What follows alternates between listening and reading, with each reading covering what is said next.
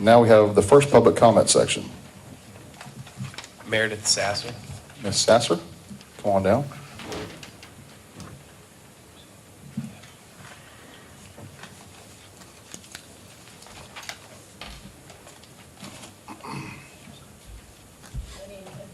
Thank you. Would you like me to play the slideshow? Yeah, if you don't mind, that would be Remind me great. to tell you something. Okay. So my name is Meredith Sasser, and I've lived on Ashford Road for 13 years. It's good to see you all again. The last time we saw you on Friday, we asked what we could do to help. And I know on Friday, JMAC sent a note back to some of the concerned citizens who are looking for solutions. So hopefully the information we present is in that vein. So as you know, there was the city attorney provided his opinion on the zoning dispute of 2802 Ashford Road on Friday. And we were able to get a copy of that on Friday along with everyone else. After taking a look at it, we had concerns about one particular part, which was that the lot 2808 Ashford Road is zoned R85. And so we too went back to the official zoning map that Brookhaven has, and on that map, it is zoned R85. However, in speaking with the current owner, Maxine Robinson, who lives at 2808 Ashford Road, she was under the impression it was zoned R100, and she was not aware of any activity that had taken place since the city of Brookhaven had been established, and especially since the zoning ordinances had been adopted on January 15th after the second reading. I know the first reading was on January 14th. And so we did a little investigation, and if you forward to the next slide, what we found out is that there were a number of inconsistencies between Brookhaven's official zoning map and the information from DeKalb County. In particular, the area we're in, which is about 12 acres, where North Thompson Road meets Ashford Road. There seems to be 13 properties out of 22 where there's a difference in the zoning designation. So I know that we had folks go down as well as other people to DeKalb County, and if you go to the next slide, this is the information that DeKalb County has on file. So something has happened between January 14th, when it was in DeKalb County's possession, and January 15th, when we adopted the zoning map. So, based on the inconsistencies, we would like the full audit, so that's a great news story because that's already, it seems to be on the agenda. We would like to immediately initiate the process determining the legal zoning of 2808 Ashford Road, which we believe will show as R100. If it is R100, then the city attorney's opinion in regards to the current zoning dispute is no longer true, and average setbacks must be applied.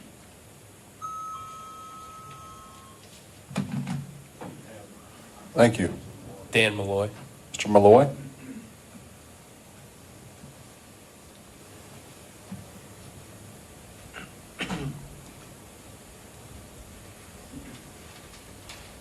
Mayor and Council, thank you for the time today.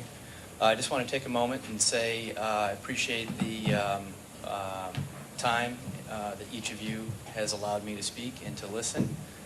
Clearly actions are speaking louder than words because each time that I get up here, you all have been taking action, whether it's investigation or such.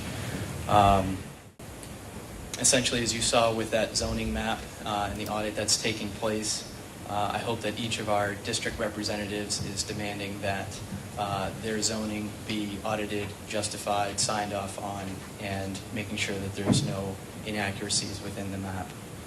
I talked last time about code and enforcing code. This is originally why I had approached the microphone, specifically around 2802 Ashford Road, in that there were some violations taking place there relative to average setback and, of course, the retaining wall. I feel that that's still a conversation that's continuing, and I feel that a resolution clearly will be reached on that. I also know that there's conversation around eliminating average setback.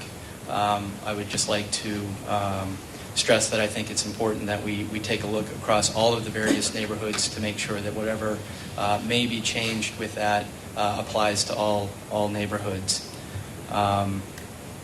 Again, as Meredith had mentioned, I was the one who went down to DeKalb County and did speak with David Colson at the time, who's a senior planner there in the office, to take a look at the maps and what we see there.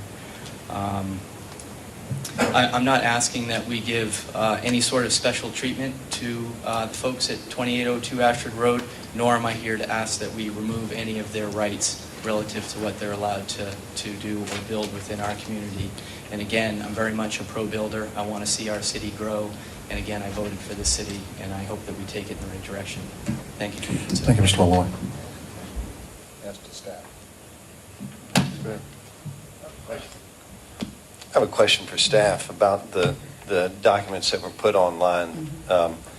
The data on that that shows I think it was slide number 4, it's actually slide number 4, shows That one. our, That one. yeah, there on the left-hand side, the header on the bottom says tax maps. It looks like a date and time stamp from when it was obtained from DeKalb County.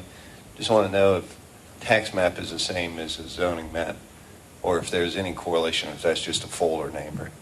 And the other question I had was on the slide just previous to this one, what the Brookhaven, which one of those two slides on the next one is the DeKalb County that Brookhaven's being compared to?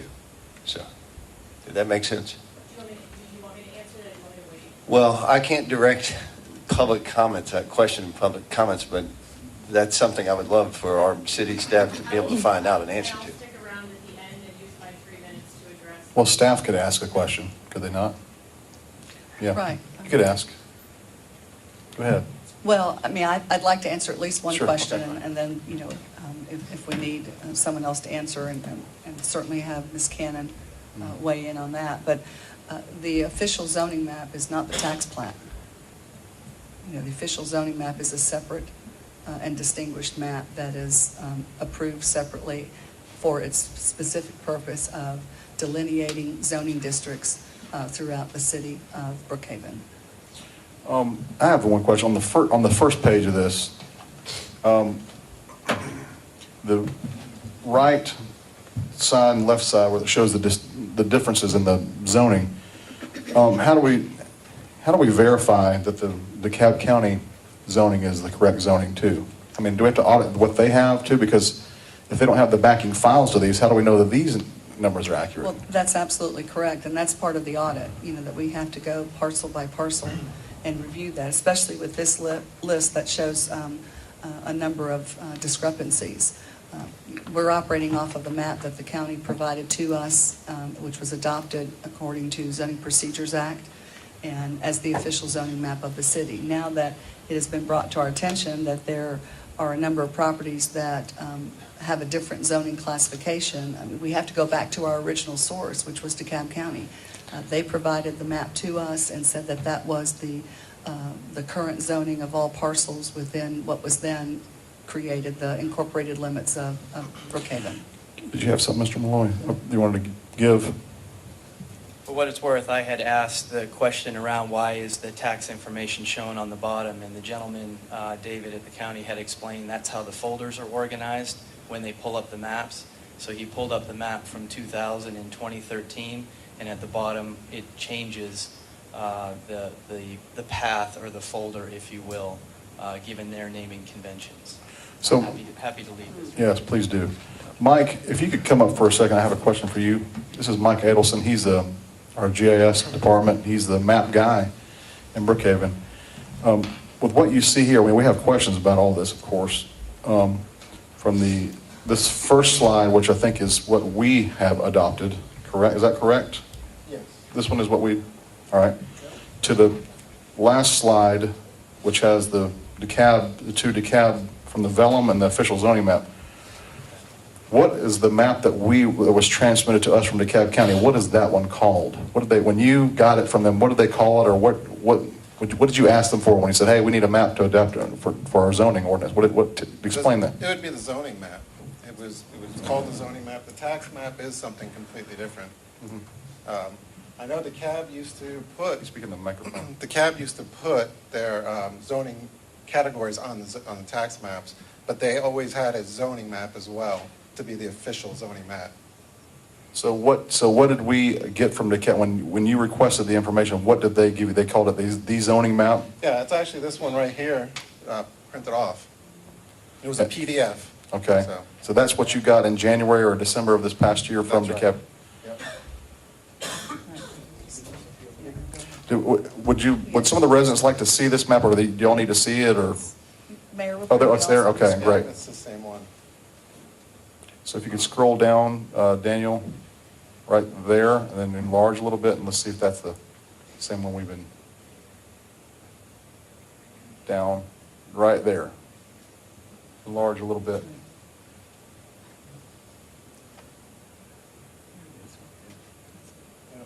So that is the map that you got. That's what we received.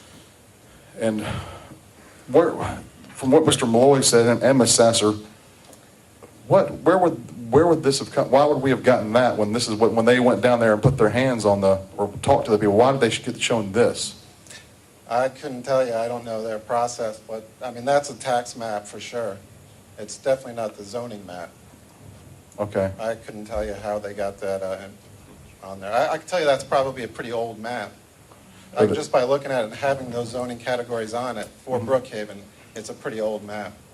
even though one of them's dated 2000, one's dated 2013. Yeah, I mean, I'm sure that's just the, kind of when it was last moved into a file folder or something like that. Oh. Not necessarily exactly, this is the date that this map was changed. It could have been just Microsoft, timestamp. That's what it looks like. All right, well, thank you. Ms. Yeah. Sasser, if you wanted to come down and make more comment.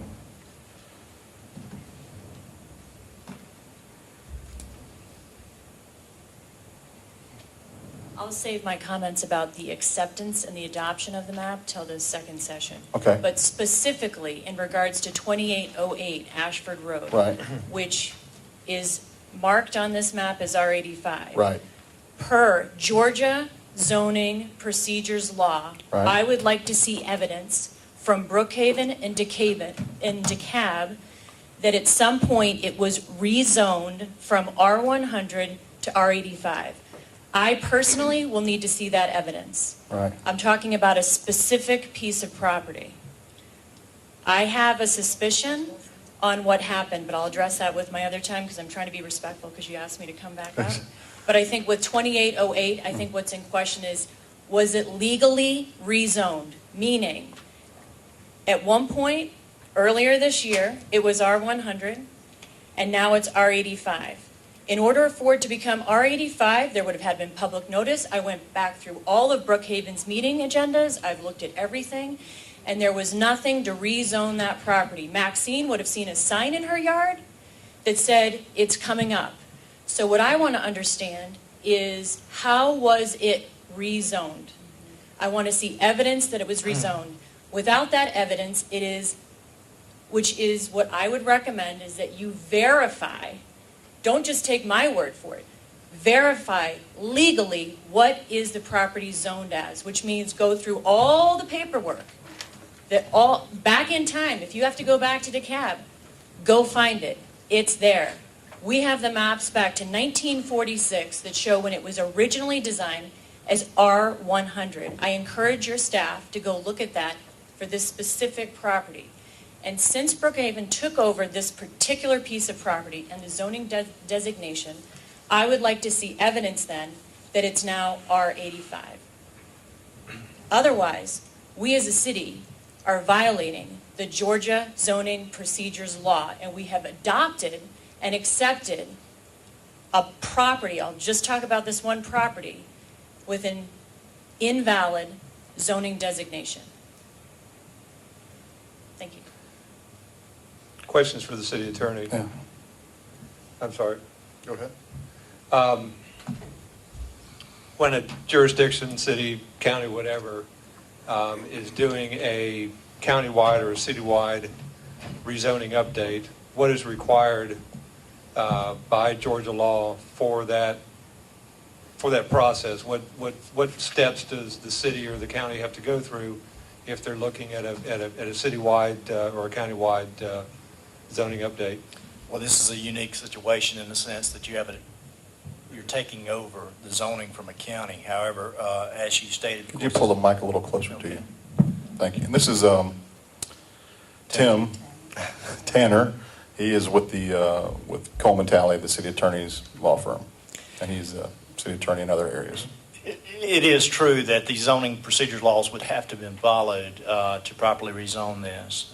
It's my understanding from a review that those were followed, public notice was given, the meetings were conducted in accordance with that. I understand there's an allegation about a discrepancy from what it was or supposedly was zoned in DeKalb County and when it was transmitted to Brookhaven. However, from what I've found out, we adopted that map in accordance with the zoning procedure laws, and unless I could be pointed to the right direction on how we specifically breached the terms of the zoning procedure laws, I'd be very interested in that, but I don't see any evidence of that thus far. For a citywide or a countywide, I understand this is a special case because Yes. it's a new city, but say for instance, DeKalb County or Clayton County was doing a countywide map update. Are they required by Georgia law to provide notice to all the property owners of changes to their zoning? Well, there would be a requirement of public notice. Other than and I'm sorry, and be specific with what that public notice needs to be, whether it's a letter mailed to the individual property owners or whether it's a notice in the legal organ of the Notice in the legal organ. So Georgia law, if you're doing a jurisdiction-wide, they only require notice in the legal organ in the newspaper that, and then public hearings, Yes, map is presented, gavel falls, it's done. yes. It's done. And whatever at the end of the day, what that map shows is in fact the zoning for those parcels. The officially adopted zoning map. Yes, it is. You're correct, Councilman. So at that point, it's a legal map regardless of however it was adopted. It's a legal map. If it's It complies with the ZP. Yeah, ZPL is nothing more than a procedural safeguards in enacting any zoning change, whether it be 100 parcels or one parcel. You have to go through the same procedures uniformly every time to put the public on notice because it affects property rights. So you follow those procedures and then you adopt the map. Again, that's what was transmitted and that's what was advertised and that's what was adopted. So that would be your official zoning map. To Ms. Sasser's question or point, we would know if somebody had applied and for that to be rezoned. So we don't have any records of anybody applying for that to be rezoned. No. As far as we're concerned, it should be R100, but for some reason, the map that we got transmitted says R85. But we didn't do anything to change that arbitrarily. No. So, I'd just like to add. So what I'm hearing is the point of differentiation here. Take out the variable of Brookhaven becoming a city. Okay, we've got two maps that were supplied by DeKalb County, correct? If you take out the variable of Brookhaven, you've got DeKalb County with a discrepancy. And unless that procedure was followed where it was noticed, sign was put in, public hearing, then it would be an invalid zoning for that. There would be a discrepancy there. So what you're saying is because we're the city of Brookhaven, and we accepted that coming over, that becomes a premise upon which is acceptable. Is that what you're saying? I think so, yes. So the variable just is that it's because it's a city versus being two maps coming from DeKalb County. And the Yeah, once process it- that went through to Well, accept it. But I want to make sure I'm clear on this. I think it really goes back to the procedure, and that's that if it's a countywide or jurisdiction-wide, the only notice that's required is notice in the local paper that is the legal organ of that jurisdiction, and then 1 or 2 public hearings. And I know that for a fact because I personally am now rezoning a piece of property owned in Clayton County that was rezoned from industrial to residential, unbeknownst to me 5 years ago, as part of a county-wide rezoning. I said, shouldn't I have got a letter? They said no. We published a notice in the newspaper. We had 2 public hearings. Gavel fell, it was done. So, my industrial property is now zoned residential. I'm rezoning it back, but again, I just found out because I had a tenant go down and ask for a certificate of occupancy and was denied because his use wasn't permitted in that zoning category. So, I understand now, based on comments from the attorney, that this is a jurisdiction-wide rezoning, and Georgia law doesn't require a specific notice to all the property owners. And at the end of the day, whatever the map says, the map says. Once the gavel falls. Have I misstated anything? You summarized it fairly accurately. Yeah. Okay, I guess we continue with public comment. I want to try to address these concerns as they come, because we're learning stuff every day. Every time somebody comes up, we're learning something, and we want to keep finding out the roots of all this. Next, Daniel. Carl Myers. Carl Myers.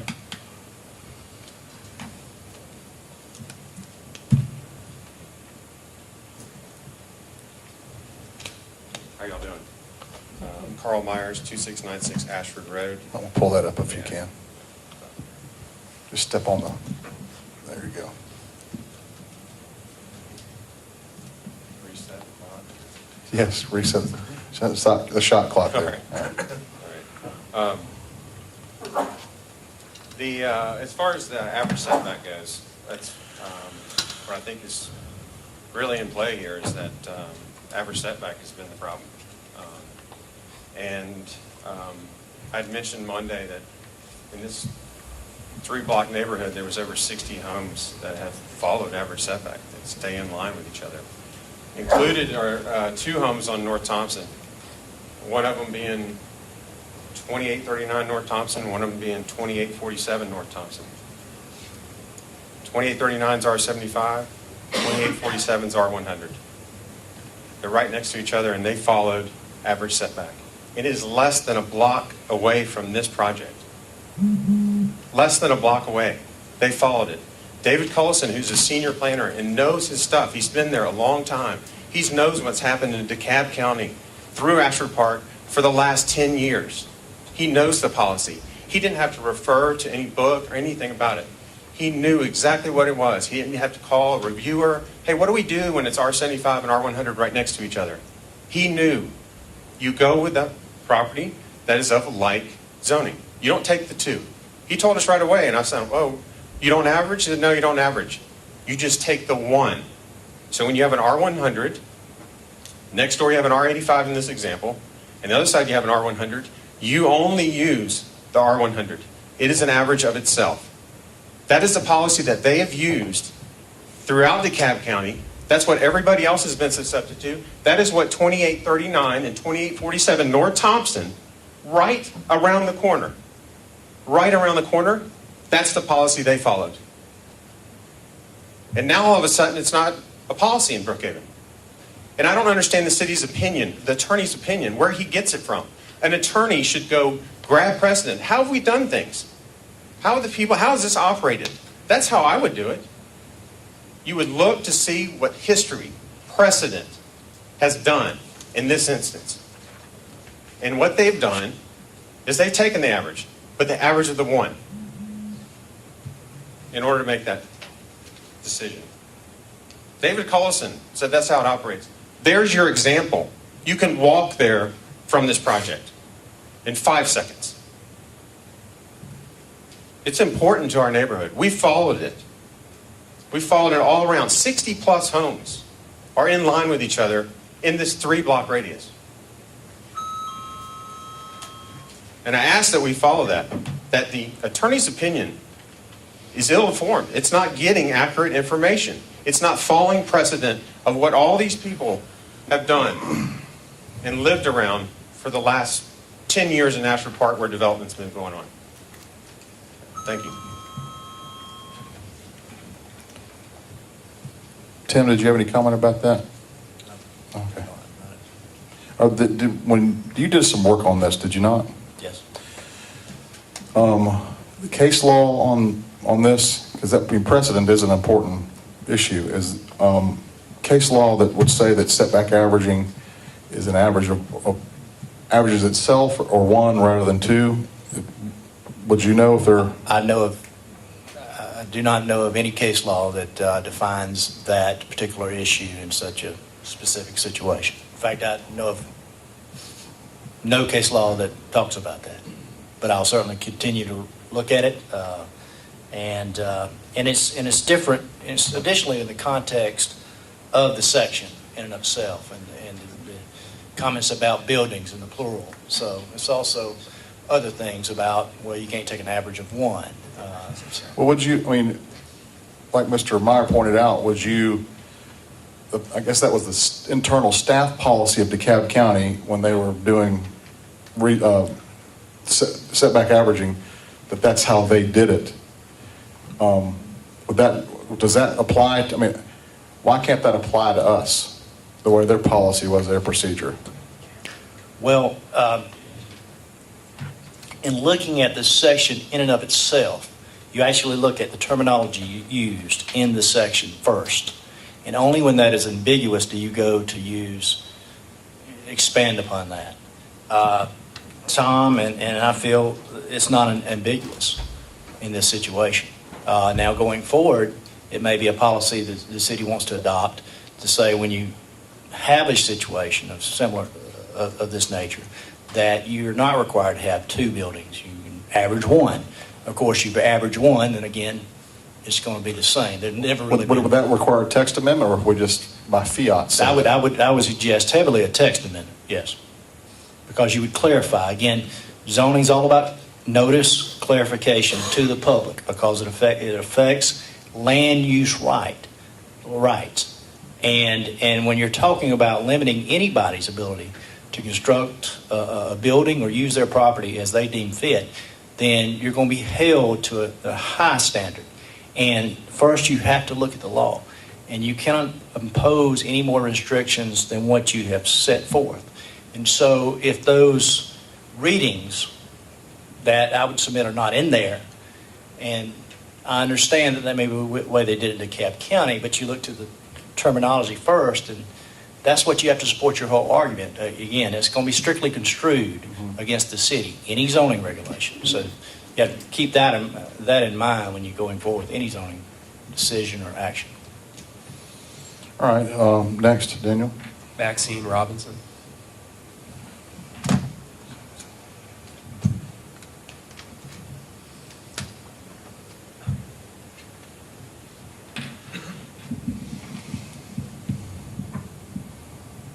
I'm not Maxine Robinson, Okay. just to be clear. Here to speak for.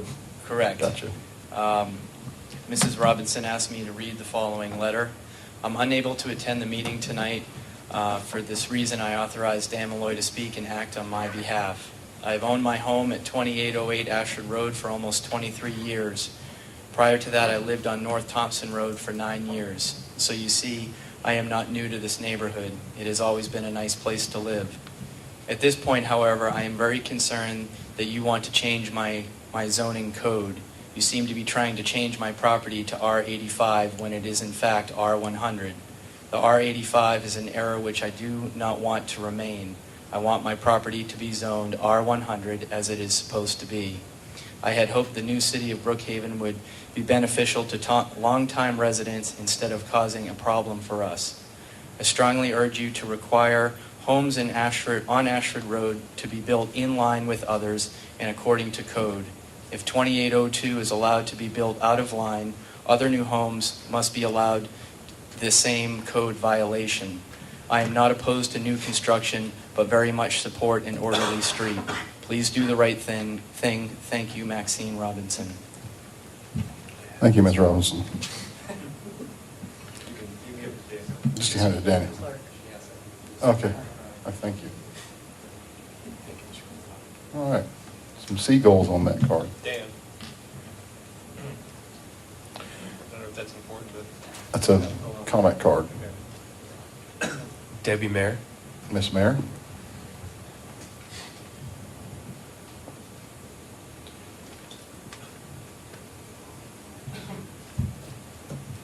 My name is Debbie Mayer, and I'm the owner of the Debbie Leonard Group under the umbrella at Keller Williams Peachtree Road. I'm a resident of Ashford Park. I'm a very active realtor in the Brookhaven community, and I work with 3 award-winning builders and new home construction in Brookhaven. And this last year, I've sold over $10 million in sales just in new home construction. And I'm here tonight to voice my opinion of not to lose the average setback. If we lose the average setback, this will destroy our overall streetscapes within our community and the overall look and feel of what we all have worked so hard to achieve in Brookhaven. It would also mostly destroy the integrity of our neighborhoods. Why would we take this risk, and why would we take this chance to lose what we have all worked so hard for? We have an active, thriving community that we need to protect. I'm a realtor. I'm speaking for many realtors and speaking for many people in our community. Please maintain the average setback. Thank you. Thank you. Larry Cook. Mr. Cook?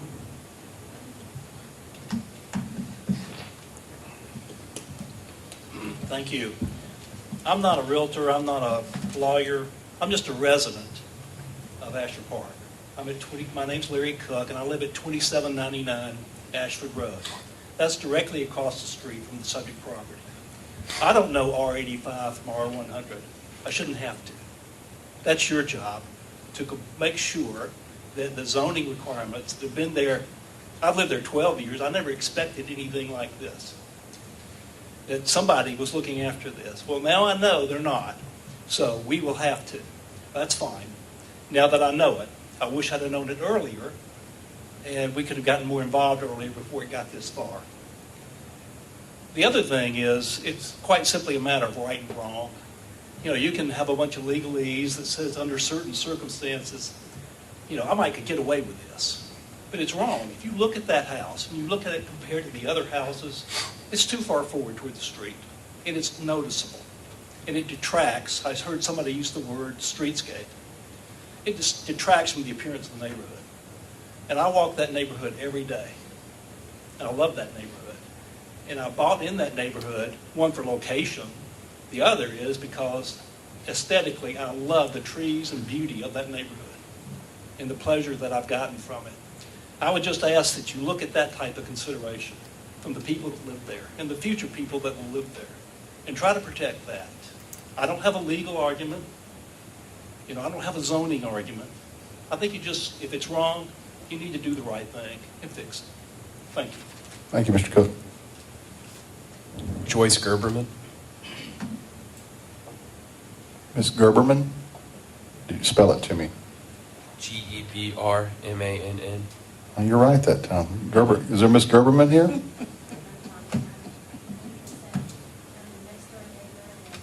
She's a liar either. Oh, okay. Thank you. Thank you, Ms. Gerberman. Ronnie Mayer. Ronnie Mayor.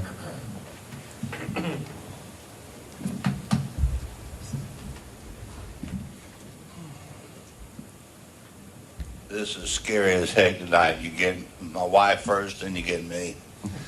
Well, I've been sitting back there trying to fidget of what I was going to say.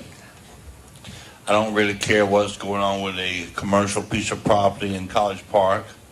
This is Ashford Park. And the lady's tax bill says R100. Why would somebody stupidly change the zoning from a property worth more money, R100, to bring it to a lower price of R85? That doesn't make sense. It's a mistake, period. Instead of y'all sitting here trying to make up excuses, my tax money pays for this lawyer. My tax money pays for y'all, and here y'all are trying to shoot them. This is the same piece of property I came to y'all. We were talking 6 weeks ago about the highest of your door stoop. And y'all thought you knew so much, you said, oh, we'll revisit it. If there's a problem, well, it's time to wake up, boys, revisit it. This house is that same one. I'm so frustrated just listening to y'all because these are the people who pay taxes in Ashford Park. And here all y'all are, and our county attorney is, trying to shoot these people in the foot. I'm not saying tear the house down. I don't care if you get a helicopter, you put iron beams up underneath it. They moved a mansion off of Peachtree 6 blocks. I don't care how you do it. Move the house back to 13 feet. The house has been really red tagged, and while it was red tagged, they redug up the driveway and they put down the riprap, which should have been done on an inspection 6 months ago. But still, the leaves go all the way down to the drain, and there's mud all up under those leaves. I helped one of the neighbors the other day try to rake his leaves up to see the mud underneath. It needs to be pressure washed all the way down and clean the mud up before it goes in the drain there. This whole thing smells a dirty rat, and you set a precedence. If you let this house completely stay right there, the next person, next builder comes, you have these builders who have already built houses in DeKalb County and Brookhaven that are experienced in building this neighborhood. You have a new builder that's never built, so he just comes in, he doesn't know any of the rules or laws or this, that, and the other, and tries to get by with anything he can, because he was called a few times and never answered the call. The homeowners one time were asked to do something, but they thought that it was more important to talk to the interior decorator in the house than talk to the president of the neighborhood association. All I'm saying is do the right thing, because you're going to destroy the integrity of Ashford Park that we have fought for over 25 or 30 years. And I own a piece of property 4 houses down, so I have a voice in this. Thank you. Thank you. Next, Doug Dillard. Mr. Dillard.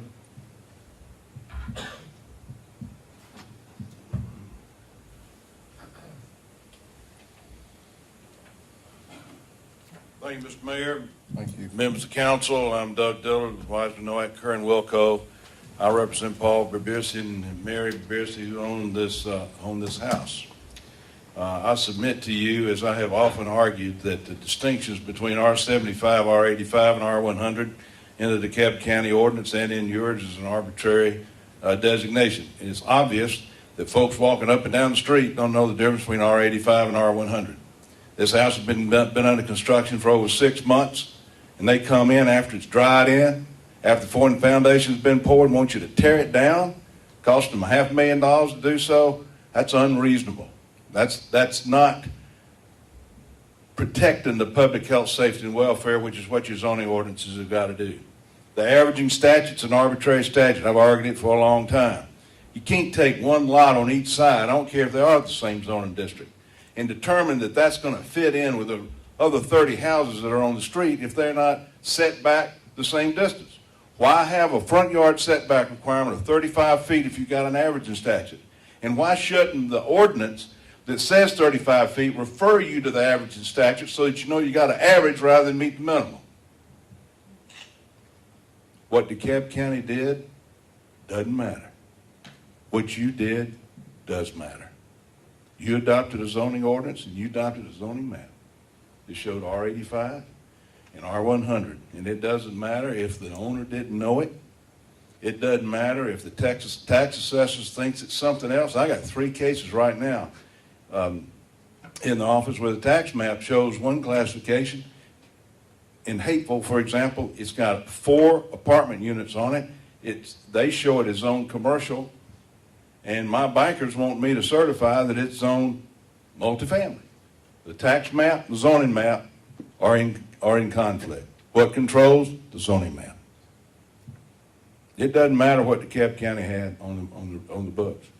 What you adopted when you adopted the zoning ordinance and when you adopted this zoning map is what is important. That in Georgia law is the highest and best use, highest and best evidence. Zoning procedures law requires that you advertise that area-wide zoning adoption not less than 45 to more, not less than 15 to more than 45 days before. You did that.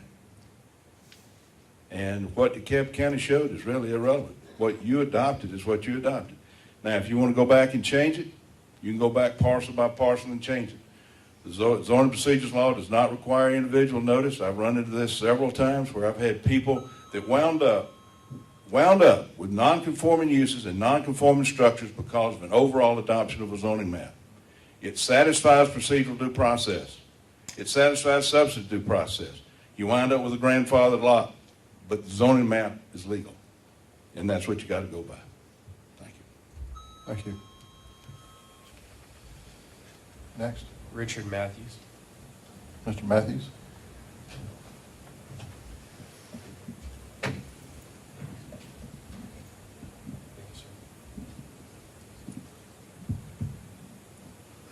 As a almost lifetime resident of the county and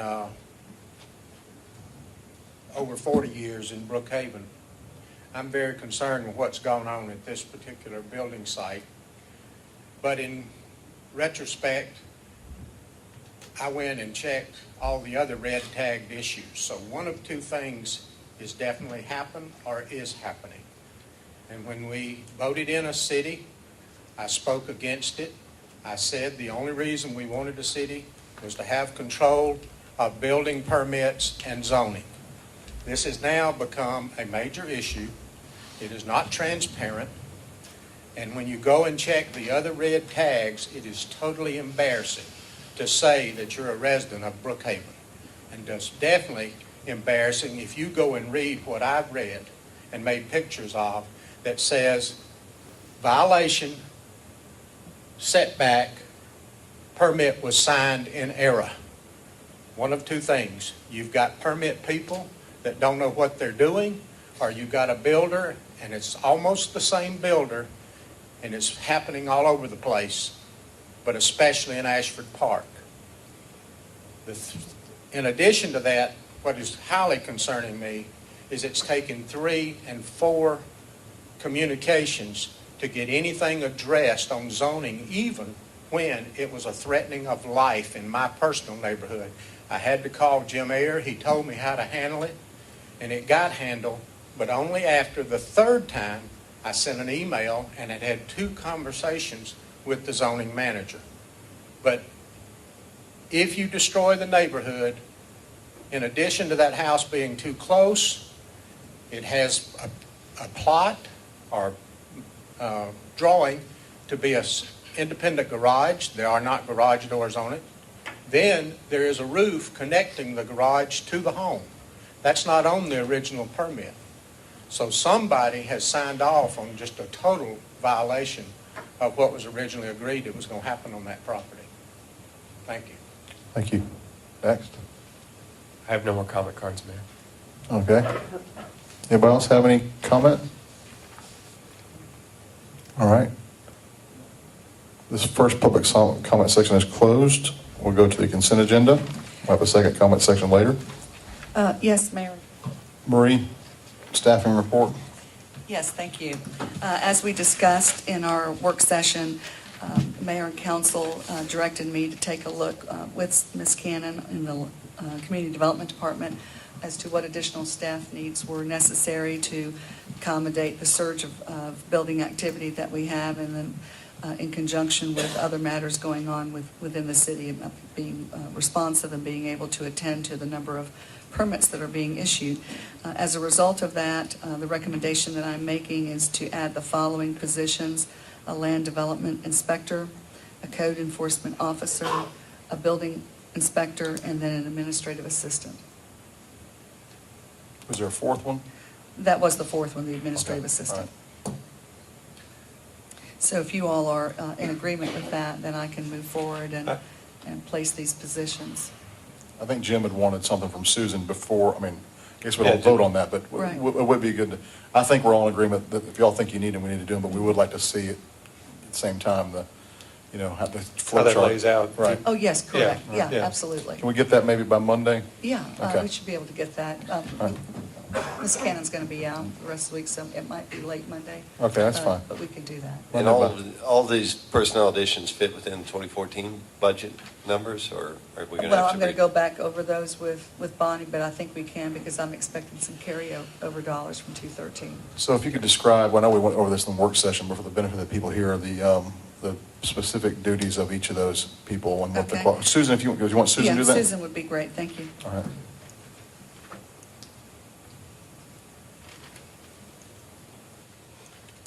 The land development inspector position will be one that will be a land development inspector as well as a in-house plan reviewer as well as an arborist. We're looking for someone that can roll all that into one. He or she will be responsible for reviewing on-site soil erosion control, sedimentation practices in accordance with the state soil and water conservation requirements.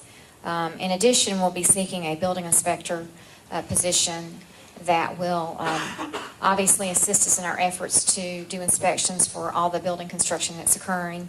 The additional code enforcement officer is needed in light of the workload that we do have and the many code issues that we're dealing with now. And then the additional admin person is to assist those particular positions as well as existing code enforcement and building officials in resulting their inspections and additionally helping other staff members in the office. We currently have one admin person and that person would be assisting them. Which is the one that will be assigned to be doing setback monitoring? Actually, it'd be a combination of really all of them. Primarily would be the building inspector initially, but also the land development inspector would keep an eye out for that as well. But it primarily would be the building inspector's role to look at that initially. Was this the point where you were going to be making your presentation? Did she make one I think that's later, on this? Okay, well, let's see. unless you want me to do it now. Yeah, that's on new business. Okay, you're right. Okay. All right. Thank you. Unless you want, do you think, since this is, Yeah, I think you might as well do it now? right. Okay. I think that what the mayor and council would like for me to address is where we are with the zoning map, what efforts we plan to undertake, where we've been, where we are, where we're going. And that is that I think everyone in the room knows that's the what we believe is the officially adopted map by Appendix A by reference of the adoption of the zoning ordinance, which you all did in January. Since that point in time, I've worked very closely with Mike Edelson, who was up here earlier. He's our GIS manager. We have approximately, in our office now, about 800 files that we're going through and vetting one by one. In Mr. Edelson's review of those existing files and taking the land lots and tax plat numbers and cross-referencing them with the GIS system, he was able to plot those areas to find where we may be missing data. And he did find that we're missing about 20 years of data.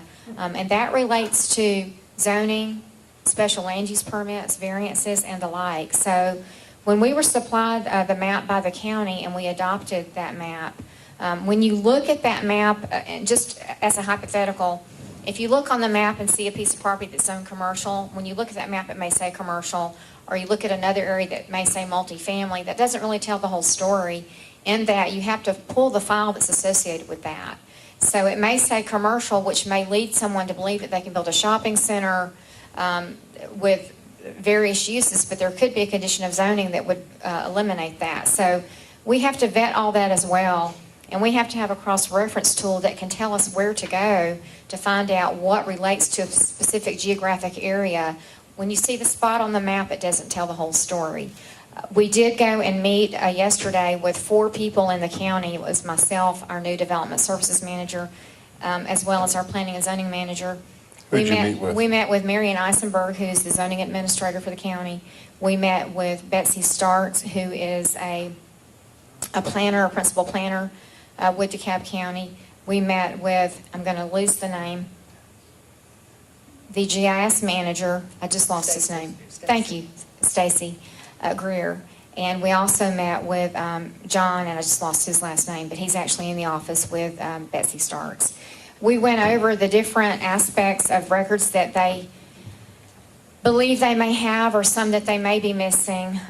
We talked about the Hansen system, we talked about what they refer to as the Bentley maps. We talked about the historic maps, and basically they use a combination of the Bentley maps and the historic maps to vet their data, as well as various card files that they have available, as well as various agendas and minutes and various things. They were all very open to making themselves available to us as possible. Betsy did actually offer to meet and go over all the data with us. It's going to be a very long task, which is very, very needed.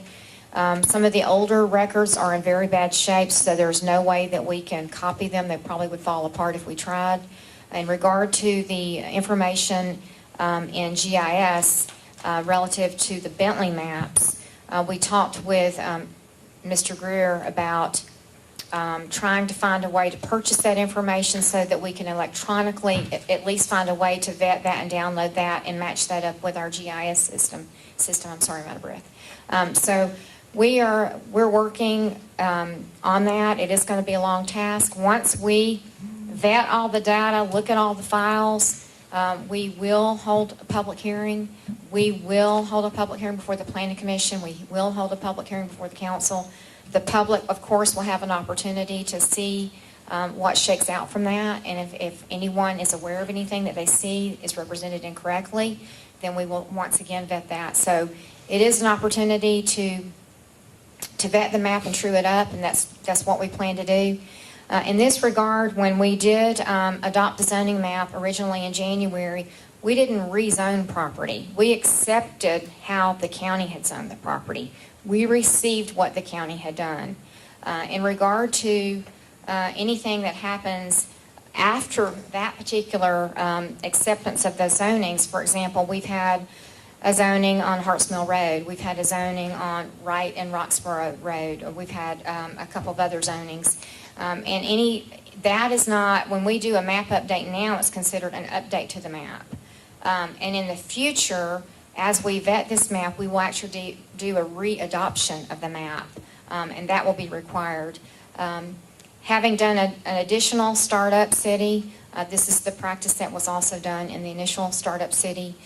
You do take the initial map, you receive it. It's part of the adoption process of becoming a city. You vet the map and re-adopt. If you had not done that? If we just hadn't. Well, you wouldn't have a city zoning. So it's adopted as part of this, as a zoning ordinance. It's adopted as part of that. They're part and parcel. So that's what I'm trying to get at when I'm thinking about back to that time when we did adopt the zoning map and we adopted ordinances on December 17th. We did the midnight thing. We talked about that earlier today, where we had 3 times we had to adopt ordinances from DeKalb County. Then we went back in January and did the same thing again. Is that correct? Or we just followed the Zoning Procedures Act, Zoning Procedure Law? Well, the zoning procedures law relates to the rezoning of property. What I'm trying to figure out is what was the opportunity for us to have vetted this map prior to adopting it? I mean, what would the... Well, you wouldn't have been able to vet it. You were accepting what the county had done. You did not have a planning commission seated at that time. So there would have been no way for you to go through a procedure with a planning commission that you didn't have. So...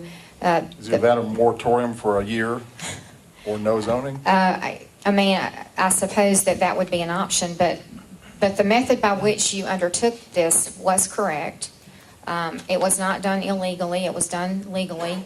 Again, you didn't rezone it. You accepted what the county had already zoned.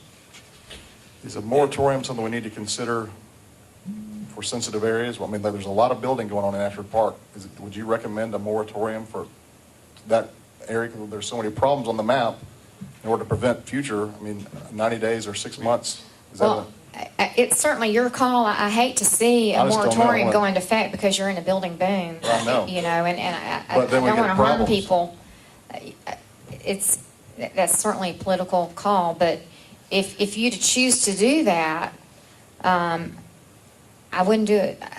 It's really not my decision, but I wouldn't do it for more than 30 days. Just at least 30 days of not doing it would give us a little bit of time. It's probably not enough, but But I know that when you enact a moratorium, it needs to be, far and few between, because it does Right. impact a lot of Yeah. people. I know. But the Not objective, Trying to figure out solutions to Not- stop this whole, Not something that I would support, but you just can't do it for a certain area. It has to be citywide. does it? Yeah, I mean, however, at least that's my understanding, or. well, yeah, I agree with that, Jim, but in this case here, the whole idea of the moratorium would be, as you say, it might take longer than that, would be to make sure everything was covered, and we would not be at risk, we would be better protected. almost like the But we've nuclear already option. discussed, we're going to make sure we go back and look at everything that's in the works. And it's not anything just that comes this- up will get priority as far as making sure, so I'm not sure a moratorium is actually. I don't know, I'm just trying to make solutions. Well, yeah, I understand that, but I think- Got to raise and discard, if we need to discard that. And it's not solution. just this area, it's the entire city that we're going to be looking at, so. Right. it's- And it's- the question the crux of this is, do we have a process in place that we feel confident we're not going to make more mistakes that we've identified? Well, actually, you mean as far as building or as far as the zoning map? Zoning map. Well, I don't believe that the city of Brookhaven made a mistake. Well, that's We- all right. We I'm talking about- accepted what the county That's right. did, so. The question is, if you look at these issues, when you talk about the missing data and the SLUPs and all of those things, as long as we have a process in place that verifies we're not going to miss those, do we have a process in place? Well, having done this before, there is a process to use. The question is whether or not the data is there to review. So if the 20 years of missing file data that the DeKalb doesn't have, what if we never find that? What do we do? Well, the only thing that we can do is hold a series of public hearings, and if we identify something on a map that someone can provide evidence of, that they have records that date back that prove something otherwise, we'll have to vet that out and look at it. That's all we can do. Do you have any comment on that question? I mean, if we have 20 years of missing files, and we've got properties that conflicting maps, and we don't have the original zoning, or any subsequent rezonings, we just make our own, how does this work? This is unprecedented. I've never heard of anything like this, but this is the situation we're in, it seems like. Well, it is unprecedented. However, you really, and keep in mind, I don't say this to be flippant, but you have one map that controls as of this date. Now, you want to get some history on it to advise the public about particular parcels that may have changed unexpectedly, and that's something you can do that by taking some of these older maps that's been maybe overlay it and see if there's discrepancies. If you didn't have, we have those, so we can at least do that. So and then we could go forward again on a case-by-case basis. But if you find a parcel, you don't have it's not a back title, but so let's call it that, a back title from a zoning perspective, then you would just have to rely upon the zoning guys, the character of the neighborhood, and just take it. I mean, because we've got this data here from the citizens that's showing just out of a random, I don't know if it's a sample of just an area, a 12-acre area, it's got 13 discrepancies. And do we know if DeKalb County has the files on these 13 parcels? And if they don't, then what happens? We have to see. Well, that's right. And I think if you boil it down further, it's only identifying data that conflicts with the map we have adopted.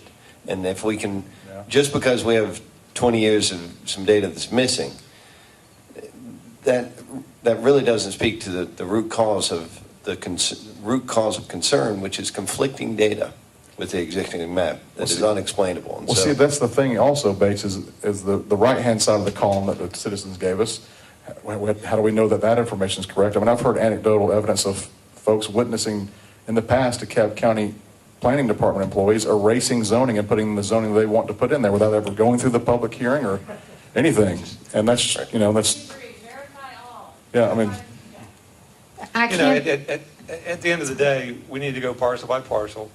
We need to check them all. If there is missing data, there's a map somewhere that references, DeKalb County. My experience with DeKalb is they've been pretty good with their maps show a case number. That file may be missing, but at least there's a case number there that suggests that zoning came out of something. And, whether it's right or wrong, there is some data there. They've got layers and layers of data. It's going to take a while to, we've known that this map has been wrong since the day we got it, from what I understand, or a few days after we received it. So we've known since February, March that this map's been wrong, I guess. My question is, assuming reasonable... Well, how do we know that? I never heard that the map was wrong before in February or March. I've heard from GIS that when they came in April, they were told that there were errors in the map, and he's been working since April to You said clean February things or up. March. Well, he came in April. The people prior to him City realized employees? City employees from the standpoint of contractors. Oh. You know, I mean, city contract employees, you know, but I think if you go back to the original GIS employee, you'll find out that they understood there were maps, and they've been working since then to correct those errors. I guess my question is, assuming reasonable cooperation from DeKalb County, how long is this process going to take, and when do you see a new map being presented for public hearing? That's a very difficult question to answer, and I'm not trying to not answer the question. It's just I don't really know when we get down there what we're going to actually find. And once we do find the information and we do revise the map to bring it forward for public hearing, we're going to have to advertise for public hearing for both Planning Commission and Council, which also adds to that, which is very important and necessary. And as well, having public input in that regard, in that we want to make sure we fully vet it. I do want to add, though, that when the map was up earlier, identifying the tax map, I can attest to the fact 30 years ago, 40 years ago, when zonings were changed, people did hand draw on a tax record. That's how it was done. And then as time evolved and it went to computerized method, went from cartography to computerized methods, and became much faster, then it's how did that jurisdiction end up keeping that? Did they stay with the tax plat record process? Did they move to the electronic record process? And they could have gone from one to the other, and there could have been gaps, which is probably the reason for Bentley versus historic maps. So, and also sometimes when you look at a tax record, you'll see a code that's not a zoning code. It's actually a tax land use code and not a zoning code. So people can sometimes get confused with that as well. So I want to get you, we'd mentioned earlier about not just the staff helping you that, but maybe getting an outside vendor to help. Bates have brought up maybe some, land use graduate students. We've obviously got some talented people in Brookhaven that they found this stuff. Could we employ or have volunteers from the citizenry to help look through this stuff? Well, we need to make sure, we'd certainly never want to turn away help or volunteer. We've got to be able to utilize our citizenry. Obviously, there's some competent folks here. We just need to make sure we're looking at the correct data. And as Councilman Iyer was saying, there's minutes, there's agendas, there's lots of different things that you have to look through. Gotcha, but I'm not saying have volunteers make final decisions, but say, hey, here's a file I think that's got something wrong with it, and that's what they can maybe help out. I think that will come. I'll help. I'll go down there. I think there will be an opportunity for citizens to review once the map. I think what we need to understand is that when it comes time to review the map, we need to extend that period beyond what we normally would, so that there's ample opportunity for residents to confirm those things. I don't think that we want volunteers working on the map. I guess my question is, I don't know about working on the map, but well, but my question is, the list of staff that we just heard, is that sufficient to move this forward in a reasonable period of time? Or do we need help? We're looking at an outside vendor that can come in and this be their only task, and that is auditing the zoning map. These personnel that we have identified is to keep up with the demand right now. So we really have two separate activities going on.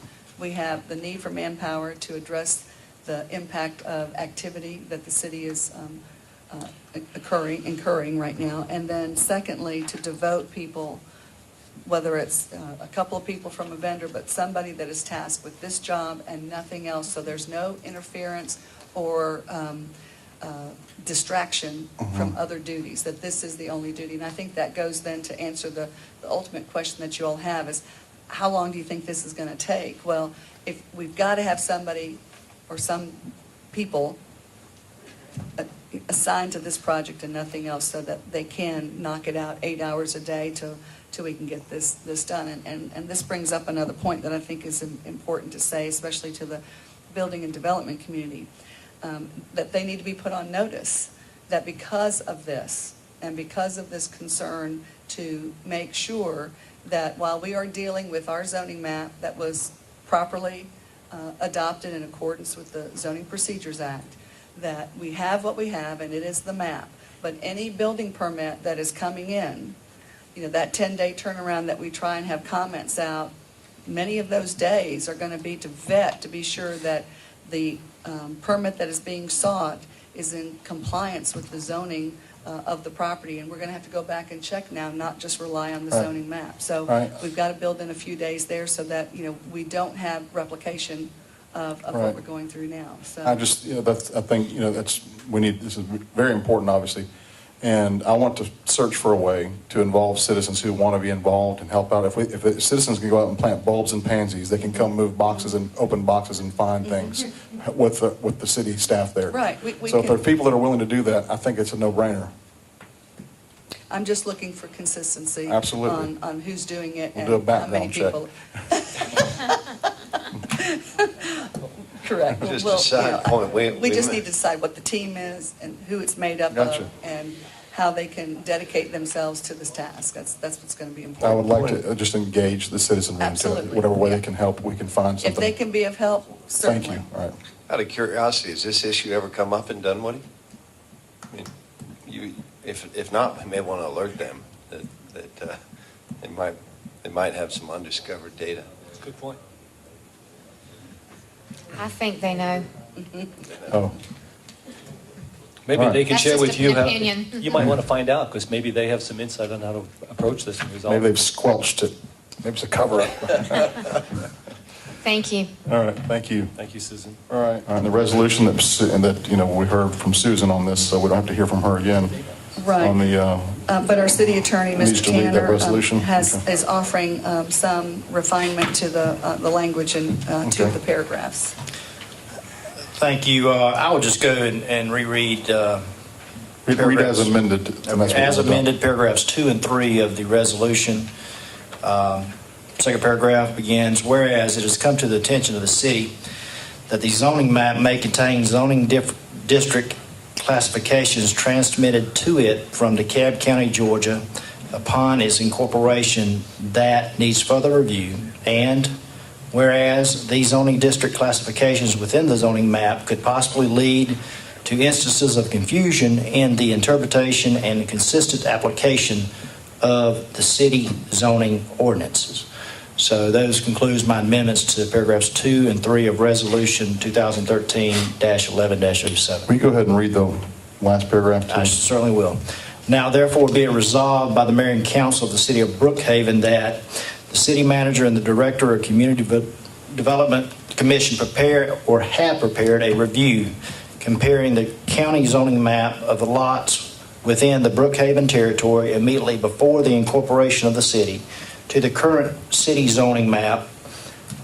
Number 2, appropriate the funds for the conduction of such review from the 2004 general fund. And number 3, any vendor contract proposed to be entered into by the city manager be reviewed and approved by city council if such approval is required under the city's purchasing policy. This resolution shall be effective immediately upon adoption. One question real quick on the Community Development Commission. Isn't it Community Development Department rather than Commission? That's the second sentence. Marie. Community Development, Director of Community Development Commission or Director of Community Development? Director of Community Development. Okay.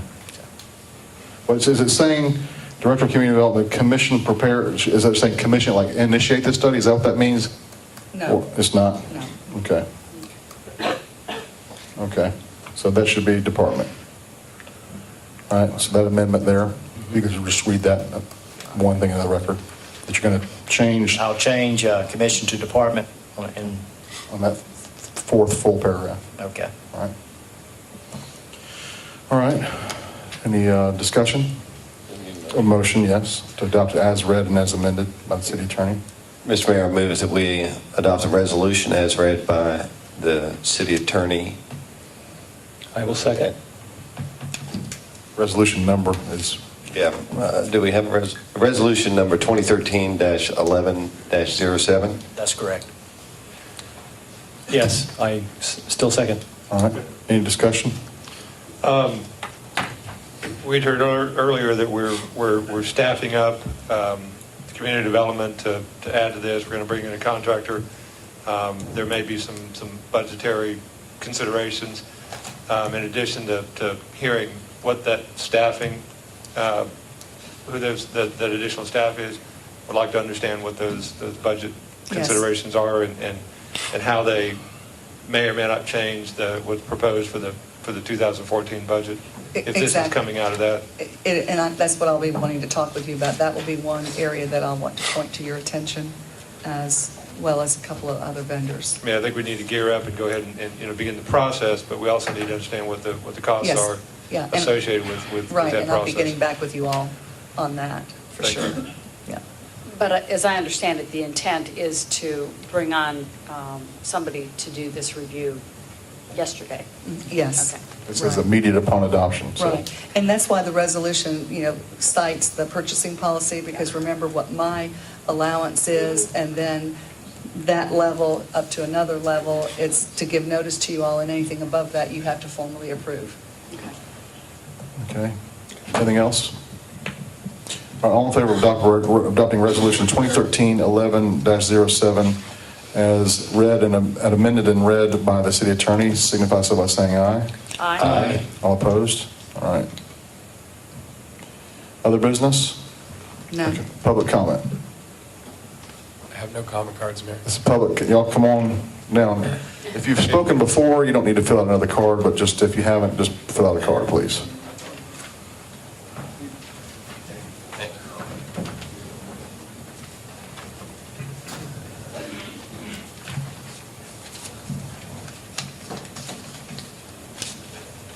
Go ahead, Daniel. Larry Cook. Mr. Cook? Hello, thanks for hearing me again. I just want to reiterate, I've heard your discussion. I think, there's a lot of issues surrounding this, but don't lose sight of the fact that this is not a legal zoning. I don't know maps. Residents of these communities, like myself, we don't know zoning ordinance. We don't read maps. We trusted y'all to do the right thing and enforce these restrictions. Walk down the neighborhood, write down it, and tell me that if you think that's right, if this house is allowed to stick out like it does. And put yourself in our shoes, my shoes if you want to. I live right across the street and have to look at that every day. And I believe a man should be able to do whatever he wants to do with his property, as long as he doesn't harm or offend others. And this just doesn't fit within the neighborhood, it's our belief. So, it's not zoning, it's not maps, it's not whether DeKalb County did it, it's wrong. And we look to y'all to fix it. Thank you. Thank you, Mr. Cook. Scott Phillips.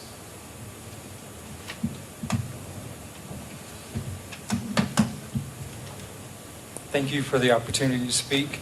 Ashford Park resident, lived right around the corner from the home that we've been speaking about so much tonight. Walk daily around with my puppies, and the home really does stand out. Doesn't look right, does not look good. The owner seems to be a nice lady. I know it's a mess. No matter what happens, whether or not the front gets cut off the house gets moved, the house stays as it is. I would like for you guys to, determine that in the future that the text of the law will read that the average setback will be the rule. So, we'd really like for you guys to commit to put that in. The second thing I wanted to speak of is stream buffers. I know Bates, you've had a lot of stuff going on with Brookhaven Fields with the stream buffers being cut back. Actually, right across from me, right across the little valley from my home, they just clear cut basically what looks to be a floodplain. I've had a few discussions with Jim about that via email. It really is something that to me is very important. With the stream buffers, I believe they were set to 75 feet, and the DeKalb was pretty strict with that. Even with that, on my daily walks, I could go down to the stream and pick up trash and plastic and cardboard and whatnot that's been washed down there. You could see algae blooms when somebody put too much fertilizer in their yard, or kill-offs when somebody sprayed too much Roundup. All this stuff is washing in. So now we're looking at 25 feet setbacks possibly, which is really ridiculous. And I'm not really sure of the numbers I've been reading. There's a lot of stuff. Some of it may be correct, some of it might not be. But I would really love to see that being something that's very important. Apparently, the administrative variances are something that's been given out pretty wild and free since we became a city. So I'd like to see, or at least maybe discuss the policy and how administrative variances should be maybe capped at 10% or less, or kind of have a policy that's open on that. And I found it kind of ironic that you guys discussed tonight that you're looking for an arborist and someone that knows about sedimentation and whatnot, because all the trees that they cut out of this lot, there had to be probably about at least a dozen, probably more like 20 trees, a lot of hardwoods, a lot of older trees, basically got clear cut. And from building a home 2 years ago in DeKalb County, directly across the stream from there, there's no way I could have done that. So to see those guys come in yesterday and an 8 or 10 man crew work all day long and still not even finished with the number of trees that had come out of there, it's kind of a bad ominous sign that we're going to be putting a home on a floodplain. I need to see the plans. I don't know the exact details, but it's really shoving a large home into a small site right on a stream bed, and it's just something I really don't want to see happen in Brookhaven. Thank you. Thank you. Marie, Susan, do we know what property this is? Can I ask staff a couple questions? We do have a floodplain ordinance, from what I understand, and if there is floodplain on the property, whether it's a designated floodplain or whether it's for lack of a better word, an undesignated but mapped floodplain, that there are requirements that it be shown and that certain considerations are made to the property. When I looked at the grading plan for the site, and I realized it was at dusk and I didn't have my glasses, but I did not see a floodplain line on the map. I would ask, are they required to show a floodplain if FEMA shows one on their map, whether it's a... Yes, they should be required to do that. I don't really know which piece of property you're referring to, and we do have the updated floodplain maps as well. Is that part of our GIS? Yes, and the floodplain clearly shows on our GIS. I think it's 1160. 1170 Reading Way. Well, it's Property I asked you about last week. it's the one you granted administrative Okay. variance on Reading Way. It's got the creek, and we gave them a stream buffer reduction from 75 to 63. Now they're beginning, as you heard, they're beginning to clear cut. It looks like they've gone well into the stream buffer with their clearing. Okay. Well into the stream. We need to get somebody out there and take a look at that. But more importantly, review the grading plan that's posted on site. Did not see any stream buffer, and I'm wondering did not see any floodplain. It looks like there's a fair amount of fill that's encroaching in what I believe is the floodplain based on our GIS map and also the FEMA map for the property. Is that something that is that something that should have been shown? Is that something that should be addressed? Mm-hmm. Yes, sir. Can we check that site Yes, sir. and see where we're at with that? Yes. Can we check that tomorrow? Yes. And I think we also need to send somebody out because, should they be clear cutting in the stream buffer, even the reduced stream buffer? Well, Should they be cutting trees in the stream buffer? It doesn't sound like that. It doesn't sound like they should be doing that based on what you're telling me. Obviously, should not be cutting the riparian cover in the stream buffer. I think we need to look at that also because when I drove by today, there were trees within... But going from 75 to 63 doesn't sound like...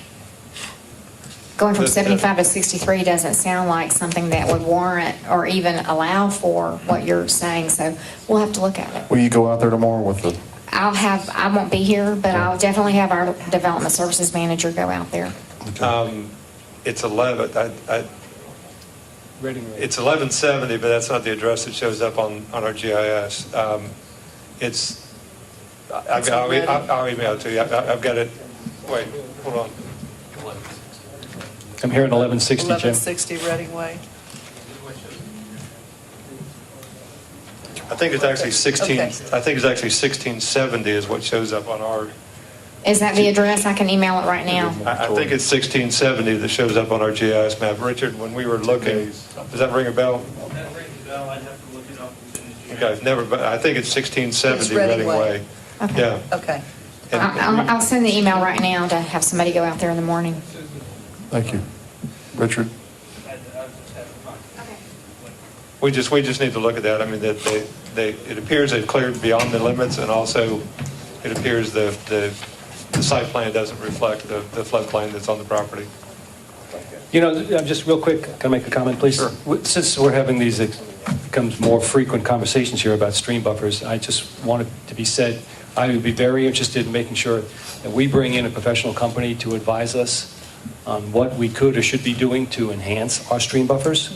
And if we're looking at doing anything on any kind of a variance, make sure we're doing upgrades to make sure that we're compensating for what may be taken away. And also, from what I can see, from what my visual is on some of these creeks and the neighbors that back up to it, there's a lack of education out there about how these situations should be handled, i.e. what we just heard.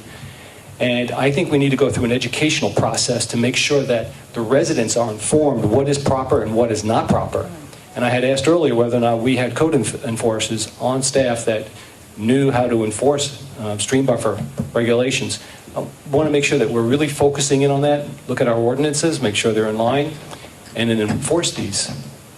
Well, I think to further Joe's point, the danger is in your property owner who just decides without a building permit, you know, I'm going to clear cut all of this ivy and kudzu back here so that I can walk down to the stream. Well, there is a consequence to the stream buffer in doing that. So I think they that's just don't the know. education. Both Bates and I viewed a few of those over the weekend. It was pretty apparent that this is a step we probably need to be taking as a city. But I'd like to ask a question of staff to clarify some of the issues that were brought up. Have we changed our stream buffer? No. No. Have we granted administrative variance increases to, have we changed our administrative variance allowances? No, it's still 10%. And We haven't reduced our stream buffer. There's never been a proposal to, 25 feet has never been we're just. Well, there's a mandate by state. That's the- There's 25 feet that, you know, we can't do anything about. That's state Right. law.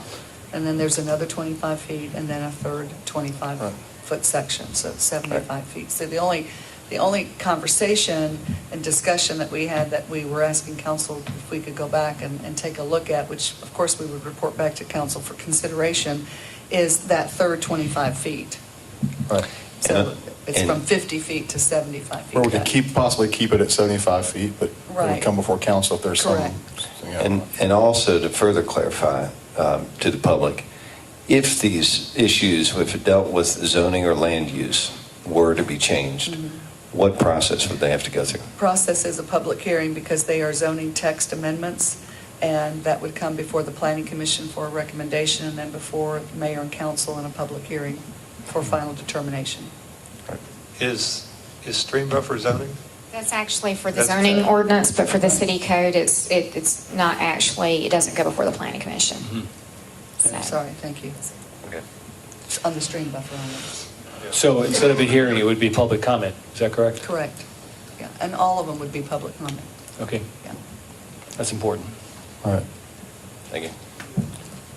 Okay. Any more public comment? Eddie E.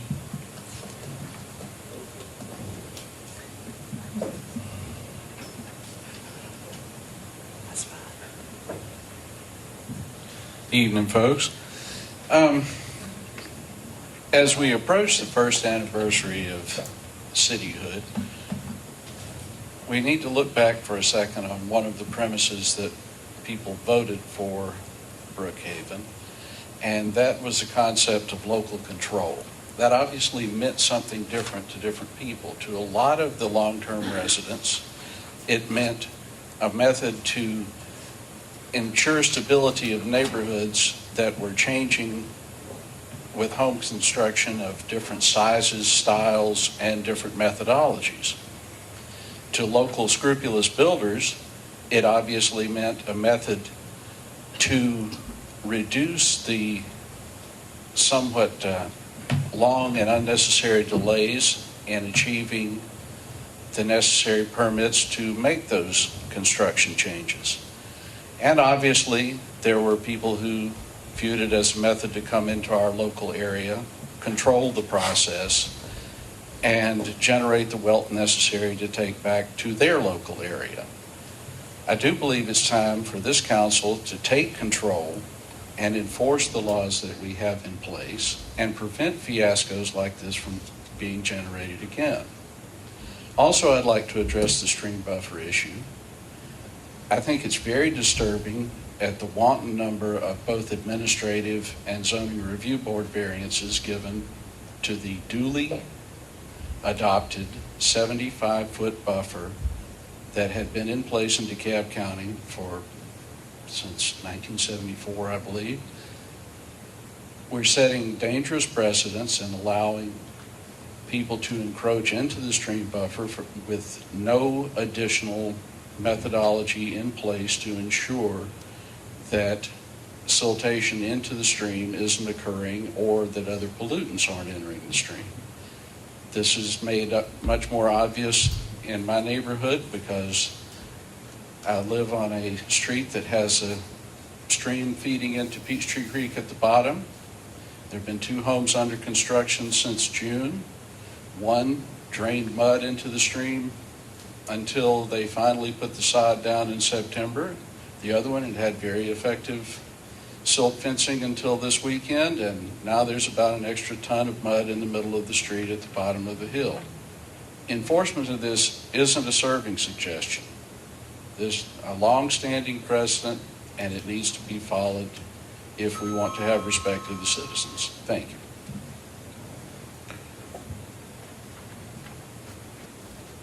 Meredith Sasser.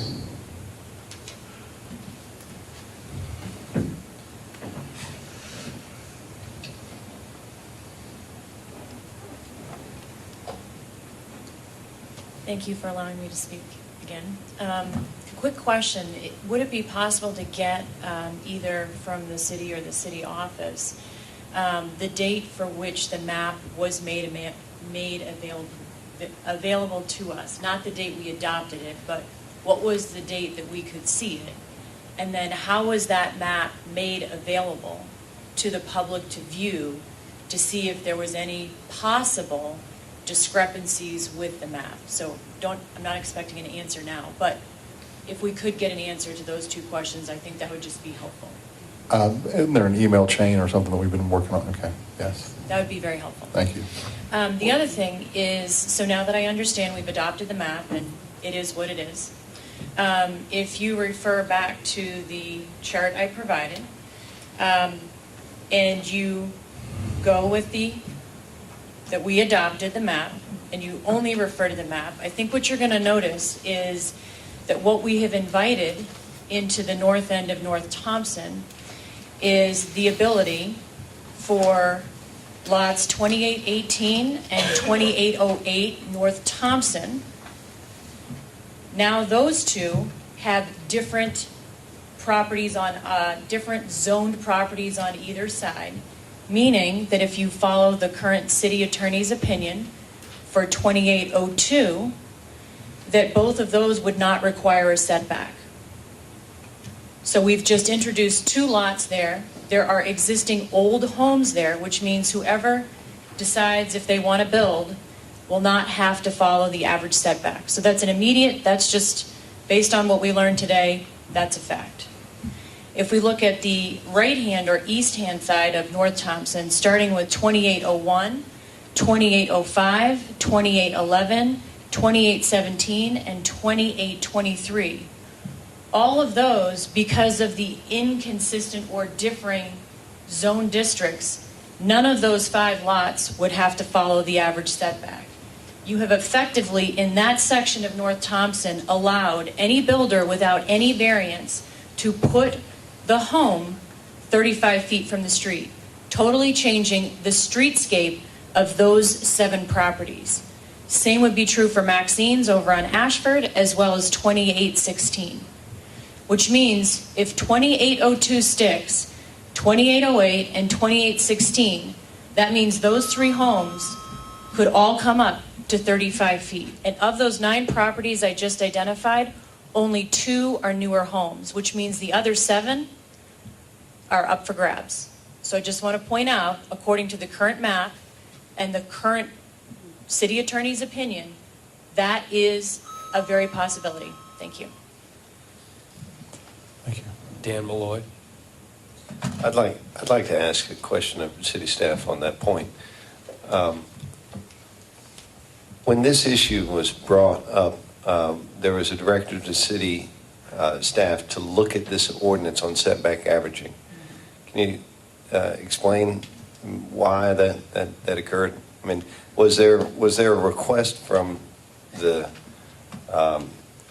council that there are concerns that possibly this ordinance might not be worded in a way to protect sort of the intent of the ordinance? Well, there was concerns coming from council, but also concerns, coming from the community as well. Whether they be different builders or potential homeowners that would build. But the problem is, and why the conversation furthered itself was, at what point, do you continue with the averagings of the setbacks, especially when the average may take in place or be taken into place on a house that could be a potential tear down? And does that create a penalty for the new home that was constructed to respect the neighboring property, but then they were a tear down and then they were a new construction? Also to try and take a better look at, what is the level of predictability for a builder and what is entitled to the property. I mean, you've got the zoning of the property and you have the area regulations that direct the construction of any property, whether it be the front yard, side yard, or rear yard setback. And so the difficulty is, at what level are you enforcing, and at what level do you perhaps create some future penalties on properties that, while you're respecting their setbacks, they themselves could be tear downs. So, the question was to explore, what could be the answer? Is it a lesser averaging? Is it looking at more houses than just those properties that are contiguous to the subject property, and maybe looking at the averaging of the entire street or going beyond of a certain number of lots? What is the fair thing to do? And so that's what the staff was directed just to take a look at, which were options, not a just one sole direct path on eliminating it or completely obliterating the intent of those setback averaging. Obviously, this is a issue we need to keep looking at. I think our ordinance is flawed. Some form of setback averaging is probably necessary, but when the road curves and winds, you're going to have differences. Could we not just, I know this would be a pain, go street by street in residential and say what the setback should be? Well, for everybody? you have to be careful, because are you regulating by street or are you regulating by zoning classification? What did we have before setback averaging? What was done? It was what the setbacks were established for that, pursuant to whatever zoning category was assigned to the property. 35 or 40 feet. 35 or 45 or 50, whatever it might have been. Right. That was the setback that was used. And the other part too, and let me just mention this. About character areas. Well, character areas, when we get into the comprehensive plan, we're going to be looking at character areas, different neighborhoods, areas that are in redevelopment, where there is tear down, or where areas are available for new development. Because like our overlay, and for commercial stuff, everything's on the street. Nobody wants anything far away. That's right. This one size fits all thing to me can cause issues. It can create, if you're just looking at the literal interpretation and not really taking into account other physical features that may come into play, such as if you do a setback averaging and maybe you're contiguous to a house that has a stream running in the front of it. Well, we have stream buffers, and that house has to set back a certain number of feet. So what happens then, the property contiguous to that house that's sitting in front of or behind a creek you've got to take into account that setback and average that. And then the question too is it an average of one? Or is it an average of two, the properties that are contiguous to the subject property on each side? Or is the more fair way of looking at what is the common average of all the houses on that street? But then you could say, well, what, in your comment of, well, what happens if there's a curve? Well, if there's a curve, do you stop at the curve and only take those That's number what of I'm looking at. I'm houses? looking at this map that was provided, and you look at the top left corner, there's a lot that's 3 times the length, the width, the depth of, let me finish my statement real quick. It's 3 times the depth of a lot just 2 over. So that person is going to have a huge backyard, and if they want to bring their house up or forward, it's going to control what the person with the lot a third of the size has to do. You know, I think at the end of the day, you need to stick with a uniform average. And I also think that, you know, what disappoints me is in the explanation of why these changes are suggested.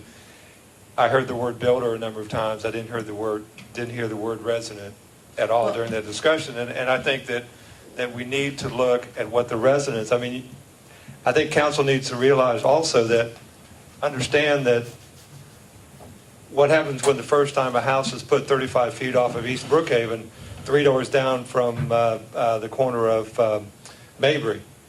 You know, talk about changing the character of the neighborhood. That could very well happen if this goes away. It's not just Ashford Park. It's throughout the entire area. It's preserving our neighborhood. It needs to be uniform. It needs to be consistent.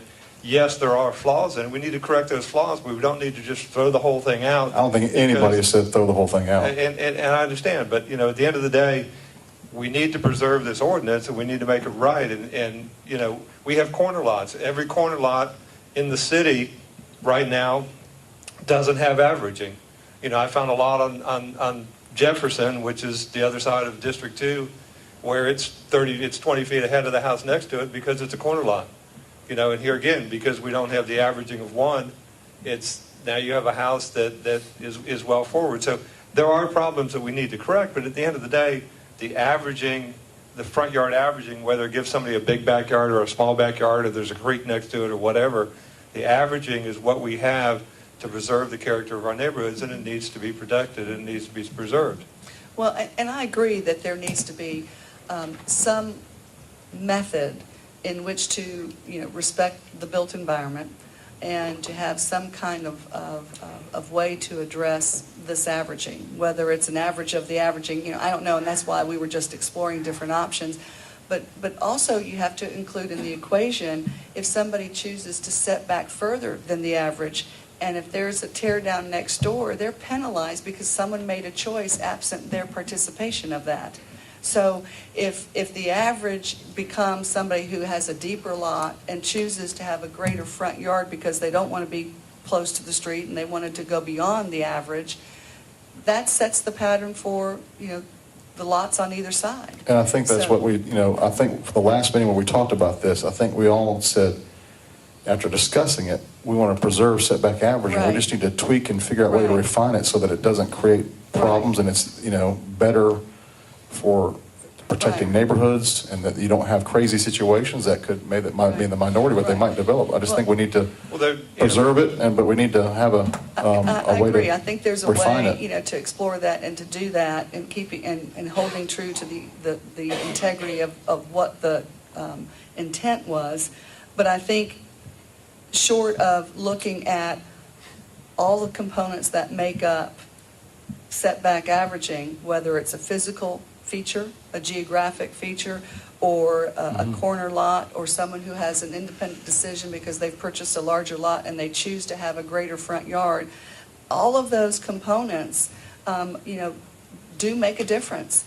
And it would be far easier just to say it's the averaging of the setbacks period, and you look at nothing more.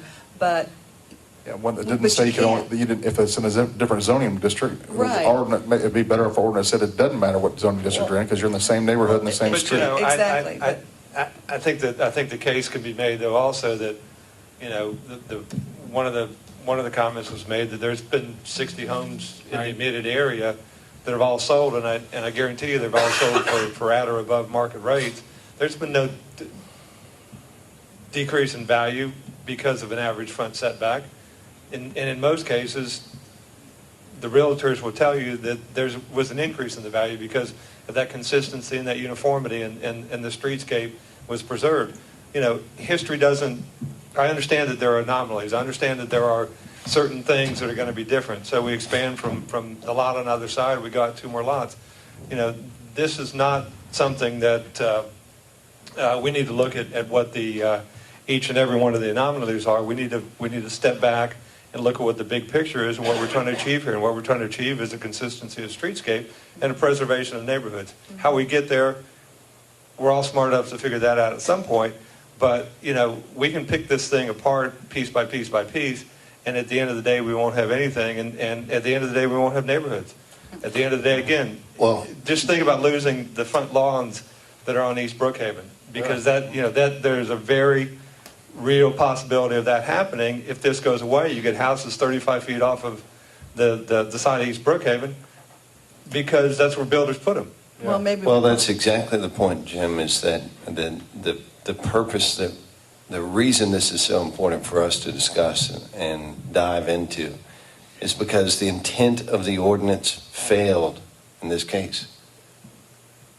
That's the bottom line. I mean, if you look at the ordinance as it's written, the existing zoning code that we have, the message that we get from the residents that they are concerned, that they want to see setback averaging applied, and yet in the case of the letter of the law that we have, it can't be applied based on the ordinance we have on the books. But I also think that's a policy. I mean, we've heard from the residents, that research they did, if this was still a DeKalb County lot, we wouldn't be having this discussion, because they would have used the averaging of 1 and would have applied it. You know, because it's a Brookhaven lot, because we have a different policy, because we've taken a different approach. Yes, I agree that we need to clean up the ordinance, but, you know, it was a policy decision that made this happen.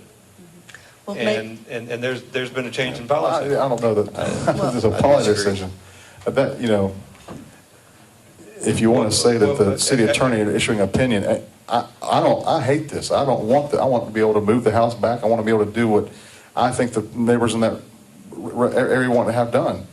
But if you know, we can disagree or agree with the city attorney's opinion on it, he's got to interpret what it says. And if there's another, what you've heard from Mr. Dillard up there about what his take on it is, that doesn't apply, but I want it to apply. I think we all want it to apply. I think we all want this to preserve neighborhoods. We want to preserve Ashford Road. That's a beautiful road. I've been down it many times. I've seen this house. I think it's the prettiest road in Ashford Park.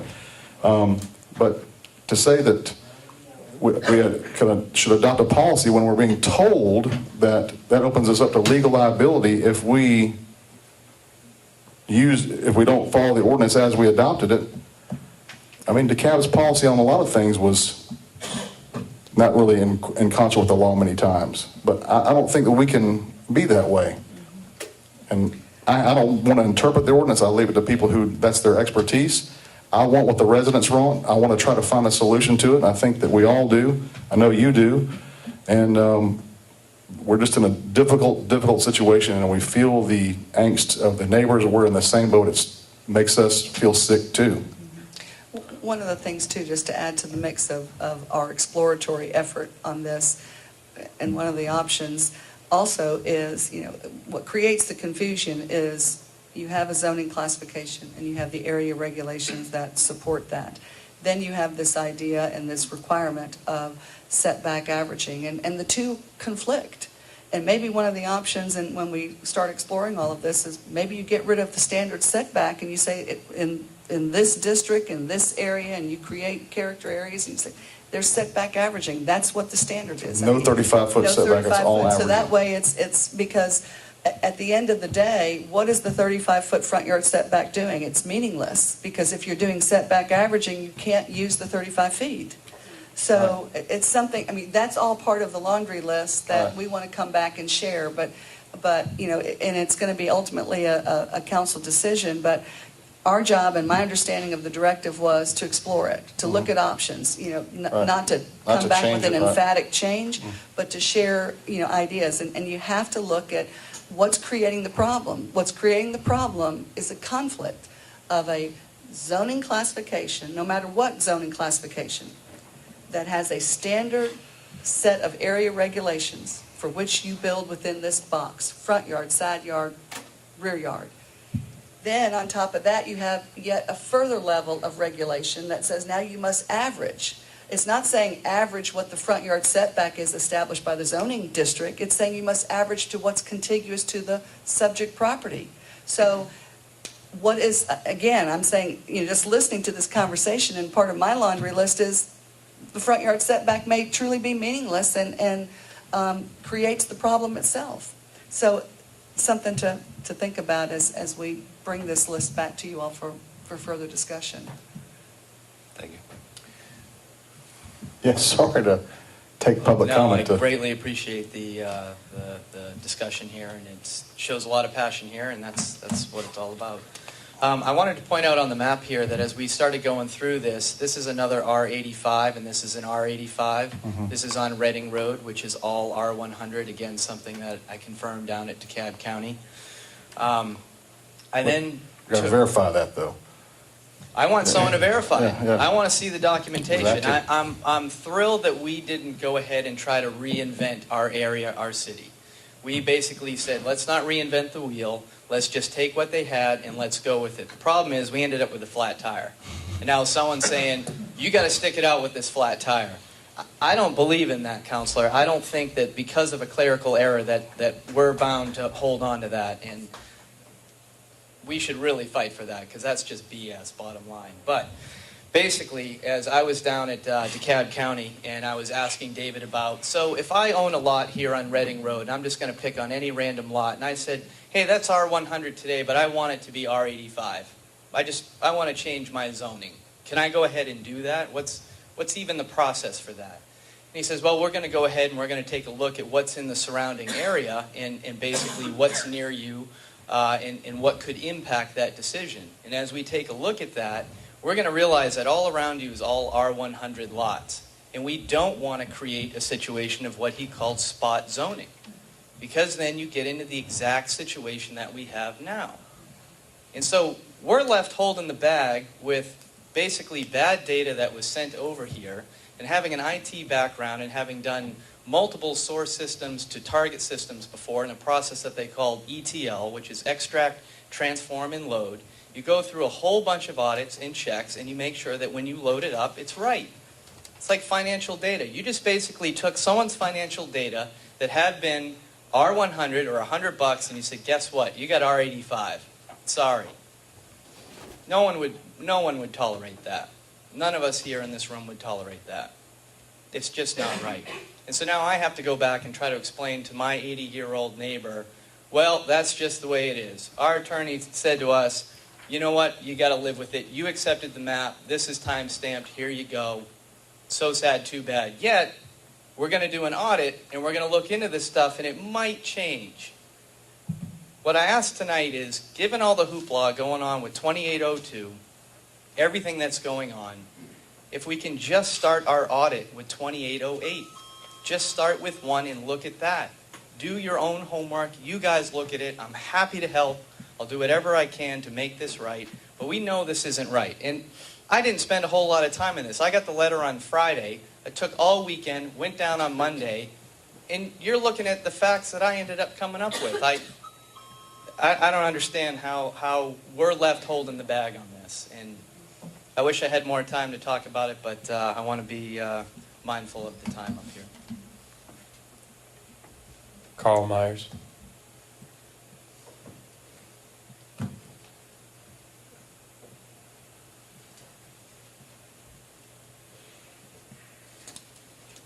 Needless to say, I'm disappointed with the attorney's opinion. Although I've read it already, I was just surprised he Carl, if you can speak in the kept microphone. with it. Had to pull that up a little bit and kind of. Yeah, surprised he kept with that. The problem I have is, this whole two districts and two zoning districts, and that it doesn't apply. This happens quite a bit throughout the whole city. So I'm worried about the ramifications of applying council's opinion to this situation and the ramifications of all the other situations where R75 abuts R100 or R100's abut C1. I don't even know. I mean, I'm not a zoning guy, but I think the ramifications are big.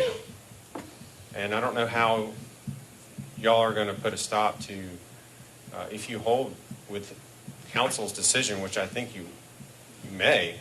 It's a little surprising, but I'm guessing that's what he's telling you to do. I think it's a huge effect all the way. Oak Forest is one road.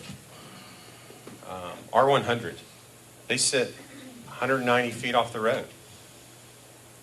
If it abuts something different, or there's a problem with the map, the next guy is going to sit 35 feet off.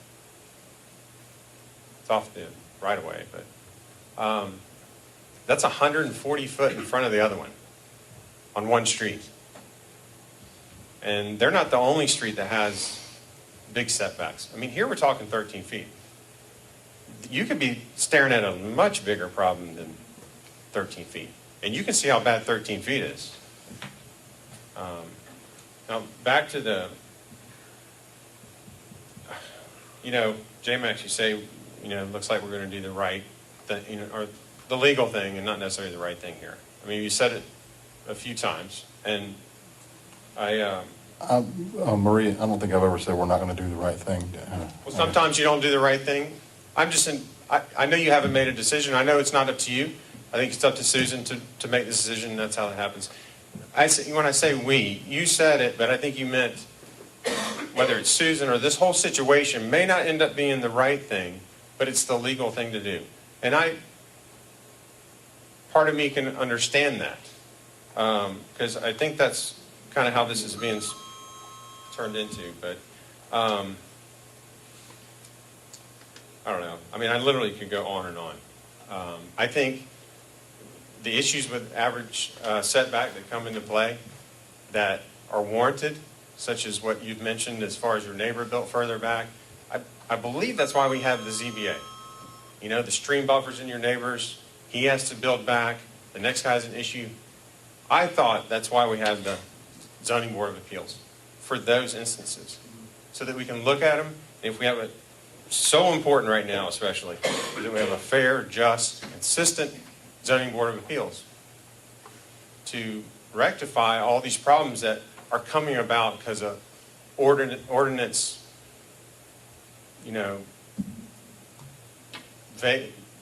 vague ordinances, these little problems. I think ZBAs can fix. I thought they were here to fix that, so that's all I'm saying. Thanks. Marie, has the applicant on this property, or do we know if they're going before the ZBA? Yes, they have filed an application to the ZBA to be heard in December. And in the city manager form of government, is this something the council can even vote on? Can we vote to say what our policy is on this one issue, or what? On the issue of what to do here? I don't get to vote on it ever. Right. I didn't get to vote on it, but Right. what can we just by fiat say you have to do this? No, unfortunately not. I mean, that's the quandary that we're in. And I mean, there are certain remedies. We do have the opinion from our city attorney that the map that was transferred from DeKalb County to the city was the map that the council adopted. I think I also asked that the city attorney get some other opinions from Yes, he did. for other attorney. Maybe some more would be helpful. Right, okay, we can absolutely do that. Knowing some attorneys in DeKalb, I really want to solve this issue, and we're all looking for a solution. And I hate it when I hear people say, it's too bad, so sad, or you're looking for a legal loophole, or do the right thing. I mean, Well, I can want to say do the right this, thing, and I will always do the right thing according to my conscience. And that's, I have a pretty strong moral conscience right in the middle of my head that says when you feel that twinge you're doing something wrong, you don't do it. So, Well, And I don't want to have a parachute on this. We just need to find a way to do it. As mayor, I don't have the vote. I can't direct staff to do what we want to have done, especially if we got legal saying you're going to open yourself up to liability. If we order something to happen, that we could get sued because we're abusing our power. We could get sued because the property rights of the people that own the property are violated because their interpretation of what the law may say on this is what reigns. So when people come up here and ask us about doing the right thing and recognizing we don't know maps, but we need to do the right thing and we need to consider the neighborhood, that's all we want to do. Right. Well, really, I think that's evident of all of you all in, I think this is the third or fourth meeting that we've talked about this, whether it's in this venue here or in Mondays with the mayor or, council members reaching out to me or to community development. I know this, to speak to the public that this weighs heavily on the mayor and council. But that's why there is a separation of powers. When there is an issue where there is a hardship that is created either by the literal interpretation of the zoning ordinance, or there is a hardship found, in a physical feature that gives reason to seek a variance. I mean, there is a venue for the community, whether they be residents or builders, developers, or who that might be, property owners for sure, that they have a venue in which they can seek relief. They can ask. It doesn't mean just because they ask that they're going to get it. The predicament that we're in is that we received, at our request, the zoning map for the city of Brookhaven from the only source that could provide it, and that was DeKalb County. Whether these lots are in error, I can tell you the city didn't create that error because we received what was given to us. So what do we say to the residents when they say, our neighborhood's being messed up because of this issue? We don't agree with the city attorney's opinion on this.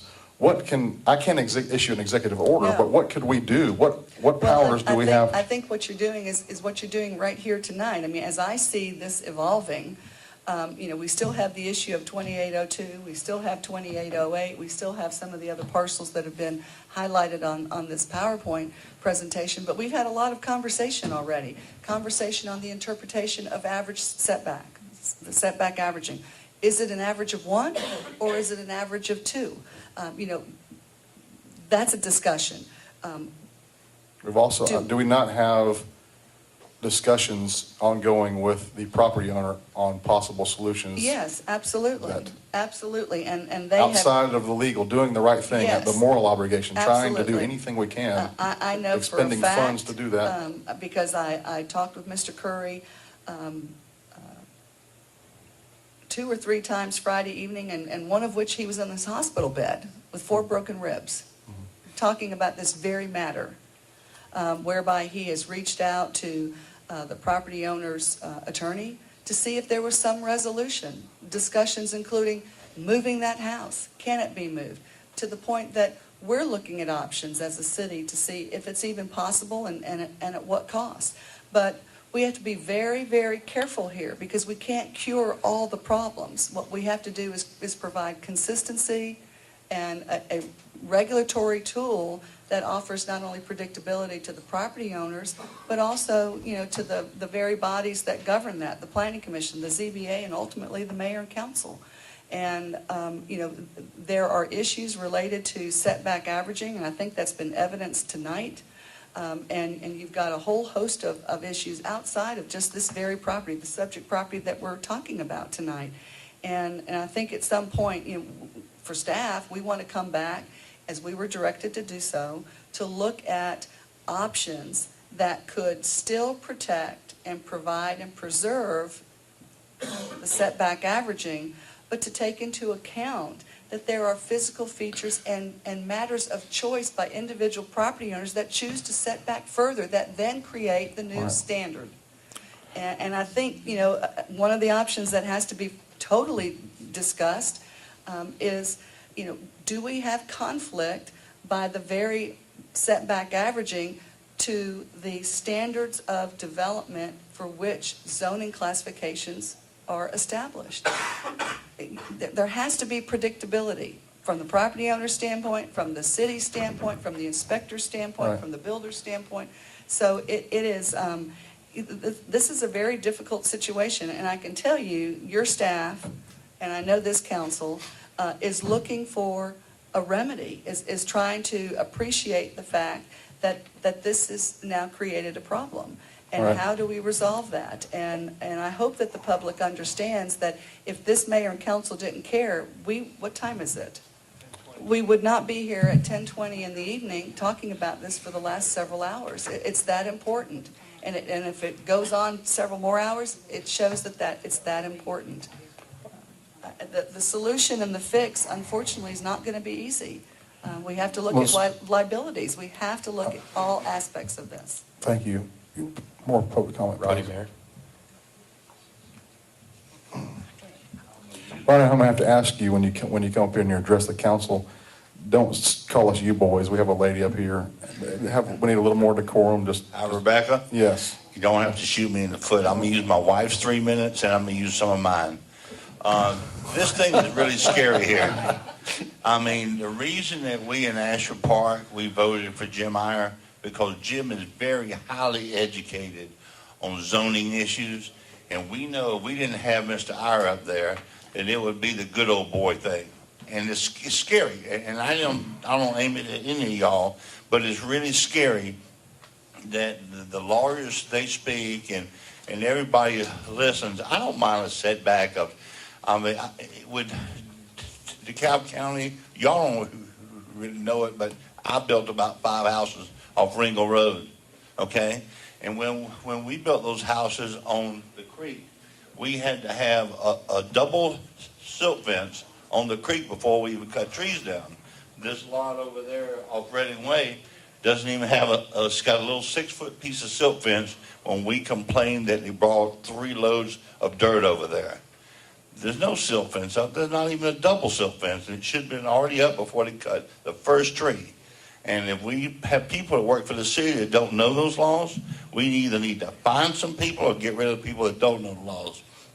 I sit here and I watch just how y'all talk about this, and it just scares the hell out of me. I don't have a problem with giving somebody a variance of 3 feet or 4 feet to move a house forward or backwards, but 14 feet, I wasn't going to say anything, but I feel for this homeowner that he saw this sign that said Dream Home Program. So he bought into that. How is he going to feel living on this street, knowing that the animosity of every neighbor and what's going to happen when you open up the can of worms? What happens on East Brookhaven Drive when you do it to one of them houses? How many of them big lawyers over there you think going to come over? You're going to get a call from the governor's office going, what are y'all doing over there, Max?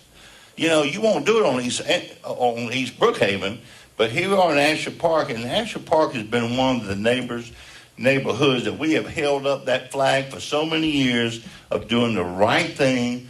We have held highest property values in Ashford Park than Drew Valley or in the other neighborhoods because of the Jim Ayers and the Ronnie Mayers who went to every zoning meeting. And this is crap. This is crap. You know, I don't have a problem with giving him a 3-foot variance. I don't care if y'all admit, hey, we did wrong. Get your performance bond of the people you hired to do this. If they didn't do it right, go against their performance bond, pay $500,000, whatever it is. The house is not through with. The pool's not through with. It's not going to cost $500,000. You know, if they can move the mansion on Peachtree, they can move this and back at least 10 feet. I don't have a problem to give him maybe 3 or 4 feet. But now that y'all passed the rule with the elevation, that just makes it even worse. If it didn't have the elevation, you might not have really noticed the house. But how's his dream home program? Every day when him and his wife come home and drive by every neighbor, you ruin my neighborhood. And it's not just going to ruin our neighborhood. It's going to ruin Brookhaven. So somebody up here, ladies and gentlemen, please say, we got to bite the bullet here. You're going to spend more money on the other issues like I ain't gonna bring up. Let's fix this. This is even more important to me than the pink pony. Let's fix our neighborhood thing. It's not funny. It's serious. You're messing with my property values. Okay? Thank you, Ronnie. I have built my house that I live in. My wife and I own 7 taxable pieces of property. I have a right to say something. I do. Thank And you. I'm the president of the neighborhood association. I appreciate if y'all really look at this stuff. Don't worry about what the lawyers say. Do the right thing, and not like you said with your sign, let's just change it and ask for forgiveness later. It doesn't work in Ashford Park that way. Thank you. Thank you. Ms. Carson's. I'll make it quick, y'all. I keep hearing this thing about rumors. Rumors. I don't know of any rumors. I know that the information that I put out to my community was factual. I even on the bottom gave them an area where they could go confirm what I said. It's kind of like in our neighborhood, it's our work session. We're talking amongst ourselves, we're trying to figure something out. We know the rules, we know the guidelines, we know what has to go step by step. But instead of, some people can't come to these meetings, some people can't come to these hearings. We need better communication, to be real honest with you. The bottom line is that people are talking about this stuff now and sending these things to you about opposing stuff, not insinuating that something's been passed or been done, but letting you know up front, if this is in consideration, you're considering this, we're not for it. We don't want this. So take that into consideration. It's just our way of voicing to you all the best we know how right now, because communication's poor in my district. Thank you. Daniel? Jim Heffelman. Oh, okay.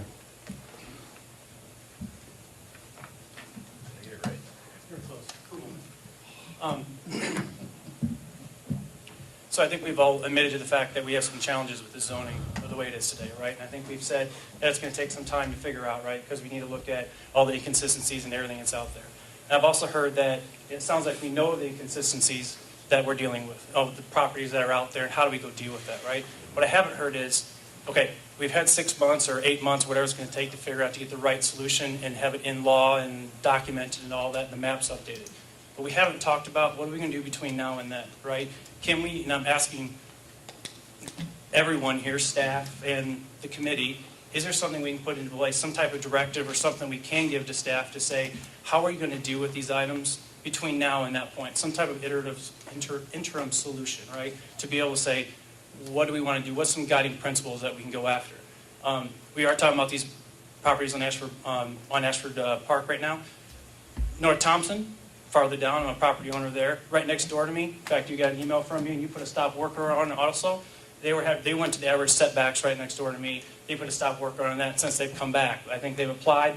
I don't know what your ruling was on that one at 2727 North Thompson. I don't know what you actually ruled on that one.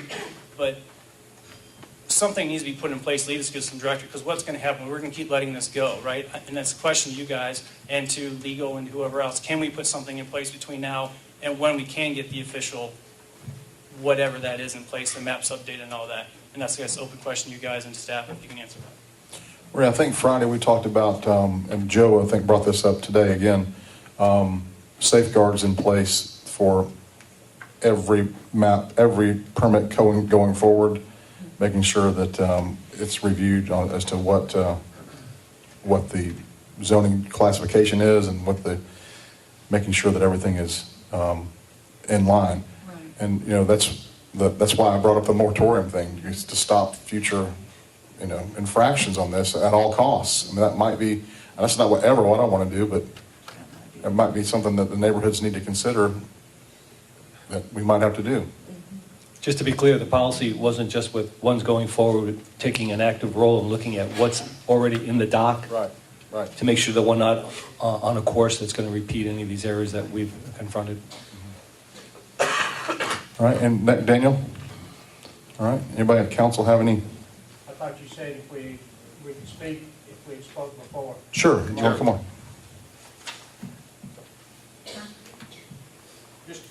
Just to follow up, like that gentleman said, I always try to look at solutions. You obviously have a major issue at 2802. Number two, the height restriction I just found out had been aborted.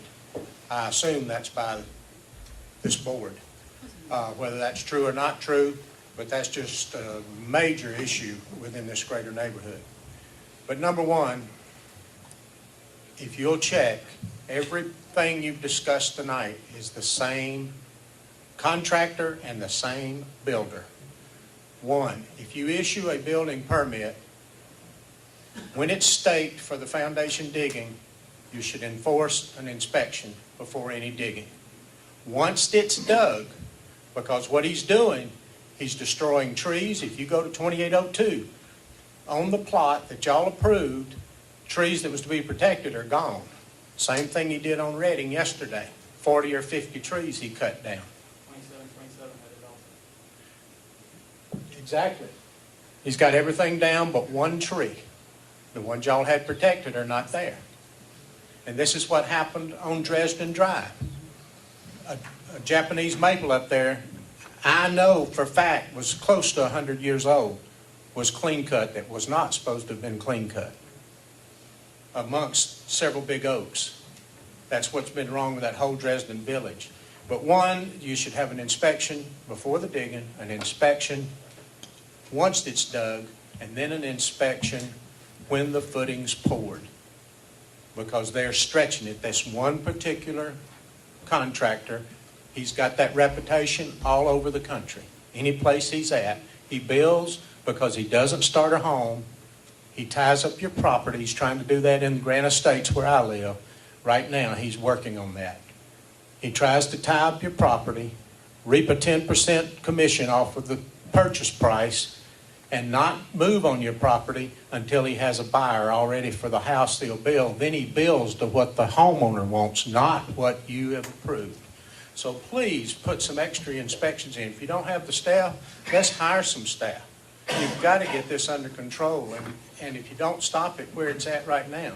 Second, the last thing I want to say, unless I've misinterpreted the law, when you red tag a property, that has to be posted to the public. That contractor's putting them in the white box, and I think that's against the law. I think we talked earlier about the staff that, well, one of the purposes of that staff increase is inspecting setbacks and footings and whatnot. Is that correct, Susan? Okay. Are red tags put in the box, or are they hammered to the outside the post? The staff did not put them in the box. Okay. 2727's in the box. Is that a? Okay. How do we remedy That's what I that? said. The contractor is putting them in the box. Okay. How do we remedy that? Can we just have a patrol going around this neighborhood, making sure, because there's so much building going on in Ashford Park. Mine's got some, but I know Ashford Park's got more than probably anywhere else in the city. So I really want to have some people dedicated. We will, and then on the stop Give me a work hat and I'll orders- patrol too. On the stop work orders, we'll make sure that they are visibly posted. All right. Next. No more comment cards. Anybody else have any more comment? Okay. Thank you for all your comments. We appreciate it, and we understand your concerns, and we hold the same concerns, and we're working on a solution. All right. Jim, do you have anything you want to say since it's your district?